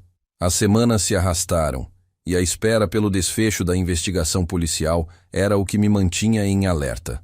A tentativa de golpe por telefone, o golpe do golpe, havia reforçado minha convicção de que eu estava no caminho certo, lutando não apenas por mim, mas por todos que podiam ser vítimas. Certo dia, o telefone tocou. Era a investigadora Lúcia. Meu coração, a meus 75 anos, ainda acelerava com cada ligação desconhecida, mas a voz dela era familiar e tranquilizadora. Senhor Joaquim, tenho boas notícias. Conseguimos identificar e prender o entregador que tentou aplicar o golpe no senhor. As imagens da câmera do seu prédio foram cruciais. Um suspiro de alívio escapou dos meus lábios. Finalmente, a justiça, mesmo que lenta, estava sendo feita. E a maquininha? E os outros envolvidos? E perguntei, ainda curioso sobre a extensão da rede. A maquininha foi apreendida, e estamos investigando as conexões. Ele não agia sozinho, claro. As imagens do seu prédio e as denúncias de outros moradores da sua região que se sentiram encorajados a falar depois que o senhor registrou o BO nos ajudaram a montar um quebra-cabeça maior. Aí, entendi algo importante. A minha coragem de denunciar, a minha disposição de compartilhar minha história, havia incentivado outros a fazerem o mesmo. A minha voz, a voz de um homem de 75 anos, havia se tornado um catalisador para a justiça. Com os anos aprendi que a verdade, quando dita com dignidade, tem um poder imenso. A investigadora Lúcia me explicou que o entregador confessou fazer parte de uma quadrilha maior, que se especializava em golpes contra idosos. Ele usava a caixa de presente como isca e a maquininha adulterada para clonar os cartões. As informações sobre aniversários e endereços eram compradas em mercados ilegais de dados. As consequências para quem tentou me enganar foram reais. O jovem entregador foi detido e a polícia continuaria a investigação para chegar aos líderes da quadrilha. Eu não sentia alegria pela prisão dele, mas uma profunda satisfação em saber que ele não faria mais vítimas, pelo menos por enquanto.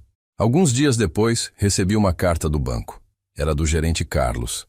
Nela, ele confirmava que todas as transações fraudulentas haviam sido estornadas, o empréstimo falso cancelado e que meus dados estavam seguros. Ele também agradecia a minha colaboração e a minha atitude proativa, que havia ajudado o banco a aprimorar seus próprios sistemas de segurança. A luta havia terminado, e eu havia saído vitorioso. Não apenas por ter evitado o golpe, mas por ter aprendido lições valiosas e por ter contribuído para a segurança da minha comunidade. Voltei para a minha sala, onde a caixa dourada, agora vazia e sem o papel brilhante, estava guardada. Não a joguei fora. Ela se tornou um símbolo concreto do meu aprendizado. Uma caixa simples, de papelão, que um dia foi um disfarce. Agora era um lembrete silencioso da minha lucidez, da minha resiliência. Peguei a caixa nas mãos. Era leve, mas carregava o peso de uma grande história. Eu a guardei em um lugar especial, como um troféu de uma batalha vencida. Ela representava a minha capacidade de desconfiar, de pausar, de pedir ajuda e de agir corretamente. Representava a dignidade de envelhecer com sabedoria. Reflexão final curta e profunda sobre envelhecer com dignidade. Com os anos que carrego em cima, aprendi que a vida nos testa de muitas formas.